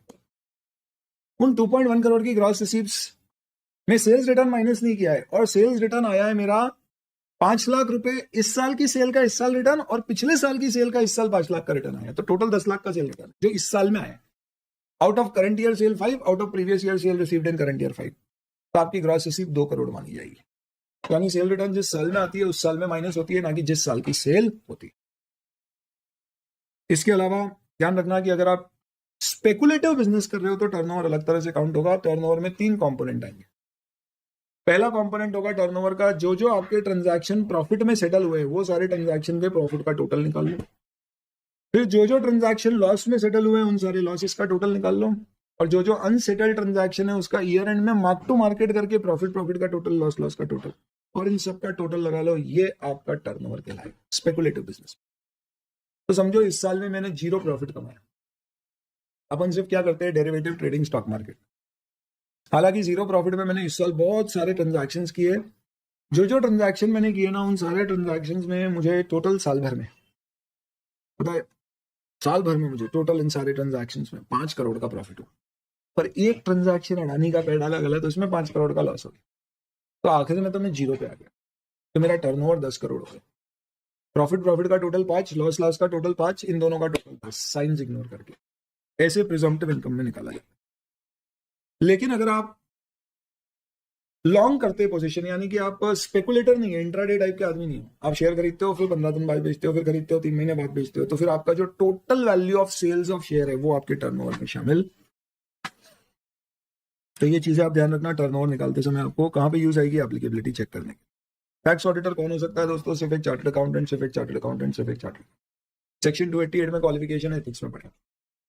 अब सुनिएगा, कौन सा आपको टैक्स ऑडिट रिपोर्ट का फॉर्म यूज करना है। अगर जिस एसएससी की आप रिपोर्ट फाइल कर रहे हो उसकी ऑलरेडी ऑडिट किसी दूसरे लॉ में हो चुकी है तो 3CA और 3CD, और दूसरे लॉ में अगर उसका ऑडिट नहीं हुआ है तो 3CB और 3CD। अगली बात सुनो, 3CB कब फाइल होगी? जब दूसरे लॉ में ऑडिट नहीं हुआ है, यानी एक कंपनी में नॉर्मली 3CA और 3CD फाइल होगी। लेकिन हो सकता है कंपनी ने आपको टैक्स ऑडिटर अपॉइंट किया और कोई दूसरा व्यक्ति है जिसे कंपनी ऑडिटर अपॉइंट किया, उसने अपना कंपनी ऑडिट कर दिया, रिपोर्ट बना दी। अब आप आए टैक्स ऑडिट करने के लिए, बहुत रेयर है पर सपोज ऐसा किया, तो फिर आपने उसकी रिपोर्ट पे रिलाई करके 3CA फाइल करनी है और आप 3CD खुद पूरी बनाकर फाइल कर दो। सेम ऑडिटर हो जरूरी नहीं, ये तो छोड़ो, सपोज कोऑपरेटिव सोसाइटीज एक्ट के अंतर्गत ऑडिट हुआ है किसी कोऑपरेटिव सोसाइटी का और वहां पे नॉन सीए से भी ऑडिट अलाउड है, फाइनेंशियल स्टेटमेंट का, और उसकी रिपोर्ट भी अवेलेबल है और आप सीए हो, आपको टैक्स ऑडिटर अपॉइंट किया, तो आप उसकी रिपोर्ट पे भी रिलाई कर सकते हो और आप 3CA और CD फाइल करो। यानी फाइनेंशियल स्टेटमेंट का ऑडिट किसी दूसरे लॉ में हुआ है, वो सीए करे या कौन करे, वो लॉ के अनुसार सब चलेगा, वो कोई भी रिपोर्ट चलेगी, पर 3CD बनाने वाला सीए ही होना चाहिए। यानी टैक्स ऑडिटर का सीए होना जरूरी है। दूसरे फाइनेंशियल स्टेटमेंट का ऑडिट दूसरे लॉ में हुआ है तो वो ऑडिटर कोई भी हो सकता है। तो क्या मैं वो कोऑपरेटिव सोसाइटी एक्ट में जो ऑडिटर अपॉइंट हुआ था other than CA financial statement का ऑडिट करने वाला, उसको टैक्स ऑडिटर भी अपॉइंट कर दूं? वो अलाउड नहीं है, यहाँ सिर्फ सीए चाहिए। एक आखिरी बहुत ही इंपॉर्टेंट प्रोविजन, सपोज एक कंपनी है जिसमें आप ही कंपनी ऑडिटर हो और आप ही टैक्स ऑडिटर हो, और अभी कंपनी का ऑडिट फाइनल नहीं हुआ है पर टैक्स ऑडिट रिपोर्ट आपको फाइल, तो क्योंकि कंपनी ऑडिट रिपोर्ट अवेलेबल नहीं है, आप 3CA यूज नहीं कर पाओगे, आपको 3CB और 3CD फाइल करना। तो या दूसरा केस, कोई दूसरा कंपनी ऑडिटर है, आप टैक्स ऑडिटर हो, ए कंपनी ऑडिटर है, बी टैक्स ऑडिटर है, दोनों सी। ए ने कंपनी ऑडिट अभी किया नहीं है, उसका कंप्लीट हुआ नहीं है, मुझे जल्दी है टैक्स ऑडिट खत्म करके जाने की, तो फिर मैं फाइनेंशियल स्टेटमेंट का भी ऑडिट करूंगा क्योंकि ये रिपोर्ट अवेलेबल नहीं है, तो मुझे 3CB और 3CD फाइल करना है क्योंकि मैं जो ऑडिट कर रहा हूँ वो टैक्स के अंतर्गत कर रहा हूँ, मैं इस ऑडिटर की कंपनी ऑडिट की रिपोर्ट पर रिलाई नहीं कर रहा। तो ध्यान रखना दोस्तों, 3CA तभी फाइल होगी जब दूसरे एक्ट में ऑडिट हो गया है और वो रिपोर्ट अवेलेबल है, और फिर टैक्स ऑडिट रिपोर्ट फाइल होगी। अगर नहीं हुआ है या वो अवेलेबल नहीं है तो फिर आप CB यूज करोगे, CD तो हर केस में आपको दे नहीं। फीस पे नहीं हुई तो नया ऑडिटर ऑडिट एक्सेप्ट नहीं करेगा, कोड ऑफ एथिक्स के प्रोविजन है। CA या CA फॉर्म ऑडिट होगी, 60 टैक्स ऑडिट आप प्रोफेशनल एथिक्स के अंतर्गत कर सकते हो। स्टैट्यूटरी ऑडिट रिपोर्ट अवेलेबल नहीं है तो फिर आपको 3CB और CD देना पड़ेगी, CA से काम नहीं चलेगा। पार्ट टाइम COP वाला CA नहीं कर पाएगा। HO और ब्रांच के ऑडिट अल्टीमेटली इनकम टैक्स के पास कंपनी एज अ होल का एक ही टैक्स ऑडिट रिपोर्ट फाइल होगा, ब्रांच का अलग से करा हुआ आपकी इच्छा है। जो 60 की लिमिट है उसमें 44 ADA AE वाले ऑडिट्स काउंट नहीं होते। कॉर्पोरेट नॉन कॉर्पोरेट सारे टैक्स ऑडिट 60 की लिमिट निकालते समय काउंट किए जाएंगे। रिमूवल ऑफ टैक्स ऑडिटर अगर करना है, कोई स्पेसिफिक प्रोसीजर नहीं है, मैनेजमेंट वैलिड ग्राउंड पे कर सकता है। एडवर्स रिपोर्ट पे किया तो नए ऑडिटर को ध्यान रखना है कि अनजस्टिफाइड रिमूवल हो तो ऑडिट एक्सेप्ट ना करें और एथिकल स्टैंडर्ड बोर्ड के प्रोविजंस का पालन करें। टर्नओवर यानी सेल्स फॉर द ईयर, आपको हमेशा ध्यान रखना जो टर्नओवर लेना है उसमें सेल और ग्रॉस रिसीप्ट से, यहाँ टर्नओवर के लिए गुड्स और सर्विस से जो माल बेच के हुई है वो देखना है, यानी कोई कैपिटल एसेट बेचा उससे जो पैसा आया वो टर्नओवर में शामिल नहीं होगा। वो जो 10 करोड़ वाली लिमिट है ना ग्रॉस रिसीप्ट्स की, या 1 करोड़ या 50 लाख या 2 करोड़, जहां पे भी ये लिमिट है, इन सारी लिमिट्स में शब्द क्या यूज किया गया है? Turnover, gross receipts. तो ये सारी की सारी लिमिट्स आपको क्या देखना है? टर्नओवर की। तो इसमें सिर्फ कौन सा टर्नओवर आएगा? जो ऑर्डिनरी कोर्स में गुड सर्विसेज बेचते हैं वो वाला। और वो जो 95% वाला है ना, उसमें अपन टोटल ट्रांजैक्शंस देखते हैं जो आपके कैश में हुए, तो वो अलग ही चीज है, ये अलग है, दोनों को कंफ्यूज मत कर लेना है। तो ऐसा मत कर लेना कि आप 1 करोड़ 2 करोड़ 10 करोड़ के लिमिट में क्या करने लग जाओ, बिजनेस की सारी रिसीव देखने लग जाओ। Gross receive only means receive from sale of goods and services. अगर कंपनी ऑडिट रिपोर्ट क्वालिफाइड है तो क्या 3CA CB में भी क्वालिफिकेशन होगा? आप ऑनलाइन रिपोर्ट फाइल करते हो तो इसमें एक विंडो आता है क्वालिफिकेशन देने का, तो बिल्कुल आपको क्वालिफिकेशन देना करें। बहुत सारे क्वेश्चन यहाँ पे प्रैक्टिस के लिए दिए गए, टैक्स ऑडिट की लिमिट और एप्लीकेबिलिटी निकालने के लिए, आप एक बार देख लेना। और इन सब के अलावा दैट्स अबाउट इट। ICDS तो अभी अपन सबसे पहले ये 44 क्लॉजेस क्वेश्चन आंसर के फॉर्मेट में है। पहले 8 क्लॉज एसएससी की बेसिक जानकारी देते हैं। इन क्लॉजेस में लिखा गया है कि आपको एसएससी का नाम बताना है, तो अगर आप ब्रांच ऑडिट कर रहे हो तो ब्रैकेट में ब्रांच लिख देना। उसका एड्रेस जो पैन से वेरीफाई होना चाहिए, परमानेंट अकाउंट नंबर जो उसे दिया गया है, क्या वो रजिस्टर करने की रिक्वायरमेंट रखता है इनडायरेक्ट टैक्स में, जैसे कि जीएसटी, तो आपको नंबर बताना पड़ेगा। अगर आपके मल्टीपल स्टेट में रजिस्ट्रेशन है तो आपको स्टेट वाइज सारे रजिस्ट्रेशन जितने हैं सब यहाँ पे देना पड़ते हैं, तो आपको यहाँ जीएसटी नंबर बताना है। तो सपोज एग्जाम में क्वेश्चन आता है और ऐसा आया हुआ भी है कि एक पर्टिकुलर एसएससी है, आप उसका टैक्स ऑडिट कर रहे हो। अच्छा, किसी ने पूछा था तो बता दूं, आपके सिलेबस से जीएसटी ऑडिट हटा दिया जा चुका है, यानी ऑडिट अंडर फिस्कल लॉज में सिर्फ इनकम टैक्स एक्ट का ये 44 AB और एक 12AA का ऑडिट है, 12A का। तो अगर क्वेश्चन आता है कभी कि एक एसएससी है जिसका आप ऑडिट कर रहे हो और उसका कहना है कि उसने जीएसटी का रजिस्ट्रेशन नहीं लिया है, तो बताइए कि आपको ऑडिट टैक्स ऑडिट रिपोर्ट में कहीं लिखना पड़ेगा। तो आपको लिखना पड़ेगा कि हाँ, हमें क्लॉज 4 में बताना पड़ेगा कि SSC income tax indirect tax GST पे करने के लिए लायबल है और उसने रजिस्ट्रेशन के लिए अप्लाई नहीं किया है। कोई बोलता है मैंने अप्लाई किया है, अप्लाइड फॉर है, तो लिख दो अप्लाइड फॉर है, और क्या करेंगे अपन। यहाँ पे आप ये भी ध्यान रखिएगा दोस्तों कि with respect to other tax laws there are certain other disclosures which are also to be given. देखिए क्या है ये, क्लॉज 38 में कहा गया है कि अगर आपका सेंट्रल एक्साइज एक्ट के अंतर्गत अगर कोई ऑडिट हुआ है और उसके अंदर कोई क्वालिफाइड रिपोर्ट आई है, सिमिलरली अगर आपका सर्विस टैक्स एक्ट के अंतर्गत, तो फाइनेंस एक्ट में सर्विस टैक्स के प्रोविजंस हुआ करते थे, section 72 of the finance act के अंतर्गत अगर आपका कोई ऑडिट हुआ है उसमें ऑडिटर ने रिपोर्ट में किसी प्रकार के कोई क्वालिफिकेशन डिस्क्वालिफिकेशन दिए, सिमिलरली अगर आपका कॉस्ट ऑडिट हुआ है और उसमें कोई डिस्क्वालिफिकेशन डिसएग्रीमेंट है, तो ये सब आपको रिपोर्ट करना है। तो कृपा करके याद रखना दोस्तों कि 37, 38, 39 ये 3 क्लॉजेस में दूसरे एक्ट के अंतर्गत या दूसरे फाइनेंशियल स्टेटमेंट्स के दूसरे अलावा दूसरे रिकॉर्ड्स का अगर ऑडिट होता है और रिपोर्ट क्वालिफाइड होती है, तो टैक्स ऑडिटर को अपनी रिपोर्ट में वो क्वालिफिकेशन मेंशन करना पड़ते हैं।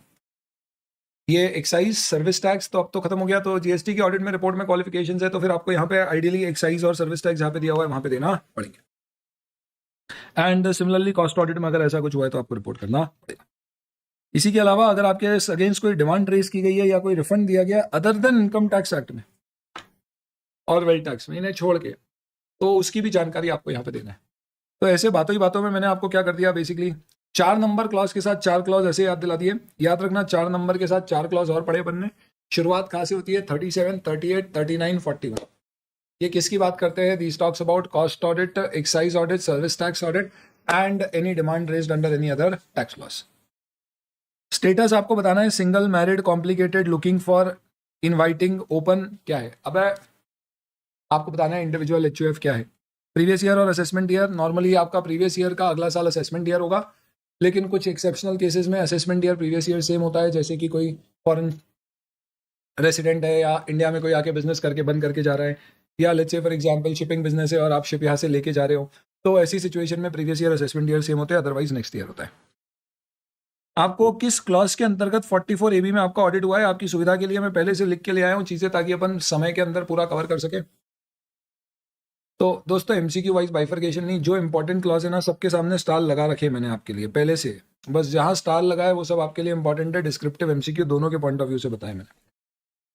मैं आपको स्ट्रॉन्ग सजेशन दूंगा कि आप बाकी क्वेश्चन बैंक करते हो नहीं करते हो मुझे नहीं पता, टैक्स ऑडिट के एक एक क्वेश्चन सॉल्व करना, और अगर आपके पास ऑडियो बोर्ड का एक्सेस है तो एक एक क्वेश्चन सॉल्व करके उसके ऑडियो सुनना, आपको वाकई दिल से खुशी होगी कि वाह क्या शक्ति है आपके पास।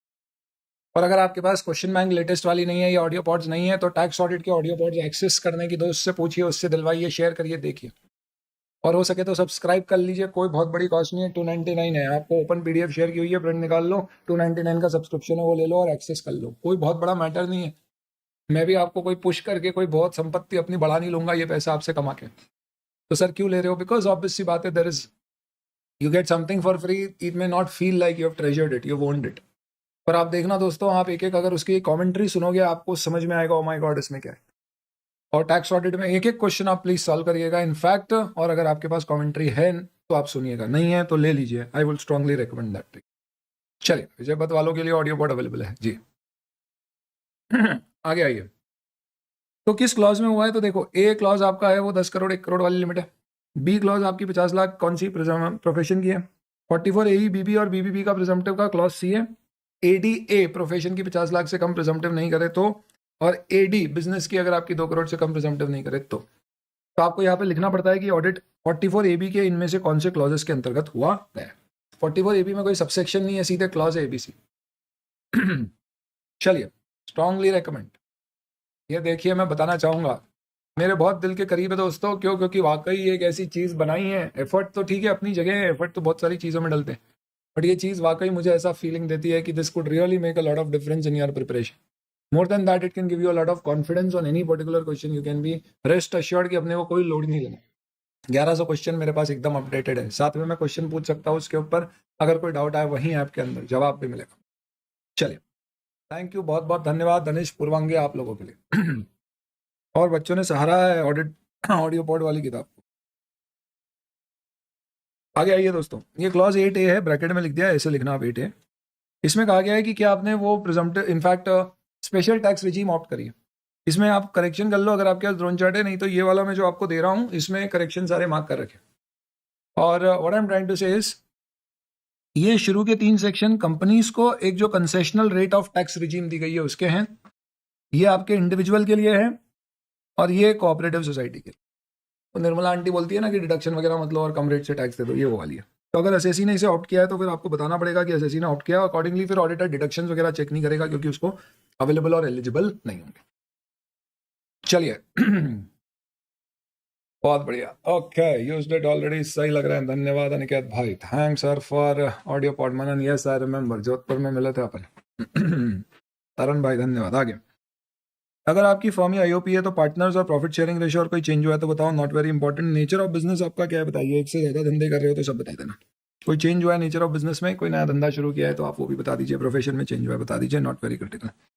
क्या बुक्स ऑफ अकाउंट 44A में प्रिस्क्राइब की गई है? ये स्टार का मतलब समझ गए, इंपॉर्टेंट है। तो आपको नहीं समझ में आएगा क्या इंपॉर्टेंट है क्या नहीं है, आप अपने जजमेंट से लोगे, मुझे कैसे आएगा? क्योंकि मैं RTP MTP past exam questions में जो पूछे गए उसको दिमाग में रख के ये इंपॉर्टेंट बता रहा हूं। तुमने 1-2 अटेम्प्ट ही देने हैं, मैं तो कितने अटेम्प्ट हो गए मेरे तो पढ़े। If yes list of books prescribe, तो 44A में क्या बुक्स प्रिस्क्राइब होती है? तो जैसे प्रोफेशन में आप अकाउंटेंसी में तो कंपलसरी है, तो आपको बुक्स मेंटेन करना ही पड़ेगी। ऑडिटर का क्या काम है? उसे देखना है क्या प्रिस्क्राइब की गई है, तो क्या क्या प्रिस्क्राइब करी है, नंबर 1 ध्यान से सुनना। सेकंड, मेंटेन क्या क्या करिए और कहां पर मेंटेन करिए। अगर कंप्यूटराइज्ड है तो कंप्यूटर में क्या क्या बुक्स ऑफ अकाउंट जनरेट होती है। अगर मेंटेन आपने फिजिकली करी है एक से ज्यादा लोकेशन पे तो सारी लोकेशन बताओ, कंप्यूटराइज में क्या लोकेशन बताएंगे। लिस्ट, अगर आपके कंप्यूटर का एक जगह पे है तो आप बता दो, क्लाउड पे तो आप बता दो cloud. List of accounts and nature of irrelevant documents exam, ये कब होता है? जब आपके यहाँ पे कभी इनकम टैक्स की रेड होगी तो इससे पता कर लेंगे कि आप ये बुक्स मेंटेन करते हो। और फिर अगर ऑडिटर ने मालूम पड़ा कि इन बुक्स को चेक नहीं किया या जो मेंटेन्ड है उसने नहीं बताई या बताई है पर मेंटेन नहीं है, तो ऑडिटर का भी गला पकड़ा जाएगा। तो 3 प्रोविजन है सिंपल से, प्रिस्क्राइब किए तो क्या प्रिस्क्राइब किया, आपने मेंटेन कहाँ और क्या क्या करी है, और फाइनली ऑडिटर ने इनमें से कौन कौन सी चेक करी है। 11 number clause, books of accounts 11 clause number थोड़ा आपको याद रखना। चलिए आगे, ये देखिए दोस्तों, सजन भाई धन्यवाद, गर्ग साहब धन्यवाद आपका भी। The profit and loss includes any profit and gain assessable on presumptive basis if yes, they indicate the amount of relevant sections. Twice. ये भी इंपॉर्टेंट है, क्वेश्चन आया हुआ इसका मतलब इसके ऊपर। तो क्या होता है दोस्तों, अगर आपके टोटल प्रॉफिट्स में से कोई प्रिजम्प्टिव इनकम का प्रॉफिट शामिल है, प्रिजम्प्टिव इनकम के सेक्शंस 3 ही नहीं होते जो अपन ने टैक्स ऑडिट की एप्लीकेबिलिटी में पढ़े थे, एई, बीबी और बीबीबी। उसके अलावा भी आपके प्रिजम्प्टिव इनकम के दूसरे सेक्शंस होते हैं, लेकिन उससे टैक्स ऑडिट की एप्लीकेबिलिटी पे कोई इंपैक्ट नहीं होता है। जैसे कि आप यहाँ पे देखेंगे तो यू विल फाइंड, हमने वहां पे एडीए, एडी, एई, बीबी और बीबीबी देखा था। इसके अलावा आप देखो ये भी सेक्शन है, ये भी है, ये भी है। तो जितने भी आपके प्रिजम्प्टिव इनकम बिजनेस है, आपके टोटल प्रॉफिट्स में से कोई भी अगर प्रिजम्प्टिव इनकम बिजनेस का प्रॉफिट है तो आपको क्या करना पड़ेगा, बताना पड़ेगा कि कौन से सेक्शन में और कितना है। क्योंकि क्या होता है फिर उससे रिलेटेड जो आपके खर्चे होंगे ना, वो आपके नॉन प्रिजम्प्टिव बिजनेस से डिडक्ट नहीं होंगे। नहीं तो मालूम पड़ा आपने करी चालाकी, आपके 2 धंधे, एक प्रिजम्प्टिव है एक नहीं है। प्रिजम्प्टिव में आपने प्रिजम्प्टिव परसेंटेज लगा के टैक्स ऑफर कर दिया और उससे रिलेटेड सारे खर्चे आपने कहां पर डाल दिए, नॉन प्रिजम्प्टिव बिजनेस में, क्योंकि प्रिजम्प्टिव में तो flat rate of tax upon income offer कर रहे हैं, दूसरे में अपने को इनकम कैलकुलेट करके डिस्क्लोज करनी पड़ रही है, तो सारे खर्चे उसमें डाल दिए। तो इस कारण से साफ साफ ऐसा कह रखा है गाइडेंस नोट ऑफ आईसीआई ने कि आपको सेपरेट बुक्स मेंटेन करना पड़ेगी अगर आप प्रिजम्प्टिव नॉन प्रिजम्प्टिव दोनों तरह के धंधे करते हो। और नहीं करिए तो फिर ऑडिटर को चेक करना होगा कि क्या वो खर्चों को लॉजिकली एलोकेट कर सकता है, और नहीं कर सकता है तो ऑडिटर यहाँ पे क्वालिफाई करेगा कि भाई हम अलग से नहीं निकाल पा रहे प्रिजम्प्टिव और नॉन प्रिजम्प्टिव के इनकम एक्सपेंस अलग से, क्लॉज 12 में। चलिए, क्लॉज 13 बात करता है method of accounting employed in previous year. ध्यान रखना दोस्तों, मेथड ऑफ अकाउंटिंग 2 ही होते हैं, एक अक्रूवल और एक कैश। अक्रूवल को मर्केंटाइल भी कहते हैं, आपको दोनों में से कोई एक मेथड अलाउड है, हाइब्रिड यूज नहीं कर सकते। तो अगर आप बोलो कि इनकम को मैं कैश बेसिस पे और खर्चों को अक्रूवल बेसिस पे इनकम टैक्स थोड़ी ना उल्लू है कि बोलेगा अच्छा खर्चे अक्रूवल पे ले लो और इनको आए तो ही लो, नहीं। ये भी वही होना चाहिए जो आप नॉर्मली फॉलो करते हैं, यानी ऐसा नहीं कर सकते कि books of accounts companies act में मैं अक्रूवल से बना रहा हूँ और इनकम टैक्स में कैश बेसिस यूज कर लूँ, यहाँ भी अक्रूवल करना पड़ेगा। तो I have to maintain the same basis of accounting across. कई बार ऐसा होता है कि हम डिविडेंड इनकम कैश बेसिस पे रिकॉर्ड करते हैं जबकि अकाउंटिंग हमारी अक्रूवल बेसिस पे हो रही है। तो दोस्तों ये ऐसा नहीं बोला जाएगा कि आपका मेथड ऑफ अकाउंटिंग कैश हो गया, आप यही बोलोगे अक्रूवल है, पर कुछ जगह आपको अगर डाउट होता है कि यार कैश रिसीव नहीं होगी, पैसा नहीं आएगा तो क्या होगा, तो आप कैश बेसिस यूज करते हो, तो वो अक्रूवल का ही पार्ट है, क्योंकि अक्रूवल भी यही कहता है इनकम तभी अक्रू करना जब ये अक्रू हो चुकी है और आपको रियलाइजेशन की सर्टेनिटी। हर इंडेस ये कहता है कि रियलाइजेशन सर्टेनिटी नहीं है तो रेवेन्यू रिकॉग्निशन पोस्टपोन करें। तो ध्यान रखना हाइब्रिड मेथड अलाउड नहीं होता है, you have to use one method only. Change in method of accounting during the year हुआ है तो बताइए, कृपा करके समझना, change in method is not a change in policy. मतलब आपने इस साल अगर कोई अकाउंटिंग पॉलिसी चेंज करी है तो वो यहाँ पे नहीं बताना है, भूल के भी मत बता देना। मेथड चेंज किया कैश टू अक्रूवल तो बताना है।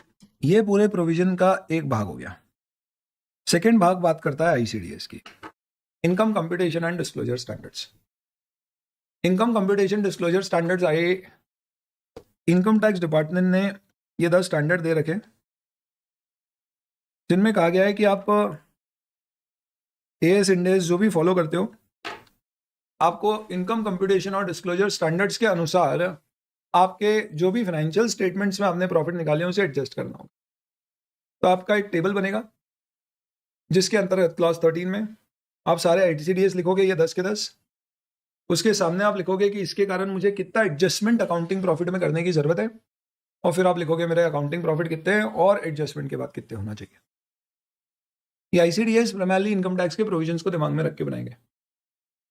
तो जैसे कि एक आईसीडीएस है आपका जो बात करता है, let's say for example valuation of inventories की, और let's say you have an ICDS which talks about provision contingent liabilities and contingent assets. अब ये आईसीडीएस कहता है कि भाई अगर आपने लेट्स से फॉर एग्जांपल किसी को कोई कंटिंजेंट लायबिलिटी है तो आप उसे बुक्स में उसका खर्चा बुक नहीं करेंगे, और आपने लेट्स से फॉर एग्जांपल उससे रिलेटेड खर्चा बुक कर दिया कोई बिजनेस कॉम्बिनेशन में आपने बिजनेस एक्वायर किया, उसकी कंटिंजेंट लायबिलिटी आ गई, आप उसे फेयर वैल्यू पे मेजर कर रहे हो तो एफईटीपीएल उसमें लगता है। एक्सेप्शनल केसेस में होता है ना, फाइनेंशियल लायबिलिटी एफईटीपीएल पे होती है, तो वो contingent liability of fair value पे मेजर हो रही है, उसका लॉस आपने पीआरएल में बुक किया, इनकम टैक्स इसे डिसअलाउ करेगा, ऐसा आईसीडीएस में लिखा हुआ भी है। तो आपको यहाँ पे लिखना पड़ेगा ICDS number 10 provision contingent liability contingent assets, उसमें आपको लिखना पड़ेगा एड बैक 5 लाख रुपए expense booked on fair valuation of contingent liability acquired under business combination, profits given और उसका इंपैक्ट टोटल बेसिस पे। तो इस तरह से इन आईसीडीएस के कारण फॉरेन एक्सचेंज रेट, तो आप फॉरेन एक्सचेंज रेट नॉर्मली क्या करोगे, अकाउंट्स में ईयर एंड पर गेन लॉस बुक करोगे, जबकि इनकम टैक्स रियलाइजेशन बेसिस पे गेन लॉस टैक्स करेगा। तो ये आईसीडीएस बोलेगा रियलाइजेशन बेसिस पे foreign exchange gain loss book करो, तो जो भी एडजस्टमेंट है वो आपको एडजस्टमेंट करके आउटर कॉलम में बाहर दिखाना पड़ेगा। ये इंपॉर्टेंट क्लॉज हो सकता है आप ऑफिस में इसको ऐसे रैंडमली छोड़ देते हो, नहीं रिपोर्ट करते हो, मुझे नहीं पता, बट आपको रिपोर्ट करना है। क्या कोई एडजस्टमेंट पीएनडल में कंप्लाई करने के लिए आईसीडीएस के देना है तो इसकी डिटेल दीजिए, और आईसीडीएस के जो डिस्क्लोजर रिक्वायरमेंट है वो देना पड़ेगा। क्लॉज 13 इंपॉर्टेंट नहीं है, 2 स्टार है, वेरी इंपॉर्टेंट। एक तो बच्चा गलती करता है इसमें, प्लस इंपॉर्टेंट भी है, इसलिए 2 स्टार है। तो ये आसान सिंपल डायरेक्ट दिखने वाले क्लॉज बच्चे नॉर्मली क्या करते हैं, यार ये तो सिंपल होगा ना बाबा ना, ये इंपॉर्टेंट ध्यान रखना। सेक्शन 145 सबसेक्शन 1 और सबसेक्शन 2 बात कहते हैं कि accounting policies generally used by the companies for accounting, यानी generally accepted accounting principles based accounting method होना चाहिए। तो इनकम टैक्स ये नहीं कहता है कि आपकी accounting as per income tax होना चाहिए, अकाउंटिंग गैप्स के अनुसार ही होना चाहिए, पर उसके एडजस्टमेंट आईसीडीएस के अनुसार आपको करना पड़ेगा। नेक्स्ट क्लॉज 14 कहता है method of valuation of closing stock employed in previous year and if that method has any deviation from 145A the effect of PNL is to be given. ये अपने आप में एक बहुत ही स्पेशल डिस्कशन है, बहुत ही ध्यान से और फटाफट सुन लो। स्टॉक के केस में 145A आपको कहता है कि आप फीफो लीफो वेटेड एवरेज कोई भी मेथड यूज कर सकते हो, इनकम टैक्स में लीफो भी अलाउड है। तो आप अगर लीफो यूज कर रहे हो तो भले ही ऑडिटर को प्रॉब्लम होगी, इनकम टैक्स को कोई प्रॉब्लम नहीं। क्लॉज नंबर याद रखने बेटा। पर बड़ा जो डिफरेंस है वो है इंक्लूसिव और एक्सक्लूसिव मेथड का। मतलब है कि आपने कोई माल 100 रुपए का खरीदा, 5 रुपए जीएसटी देके, जिसको आप आईटीसी क्लेम करने वाले हो, तो आप अपनी गुड्स परचेज 100 पे रिकॉर्ड करोगे, 5 रुपए का आईटीसी रिसीवेबल रिकॉर्ड करोगे, जो आपके आईटीसी या टैक्स पेबल से सेट ऑफ कर लोगे। तो क्लोजिंग स्टॉक आपका 100 रुपए पे रिकॉर्ड होगा, सिंपल रीजन से क्योंकि आपकी कॉस्ट 100 ही है, 5 आपकी कॉस्ट है नहीं जो आप रिकवर कर लोगे।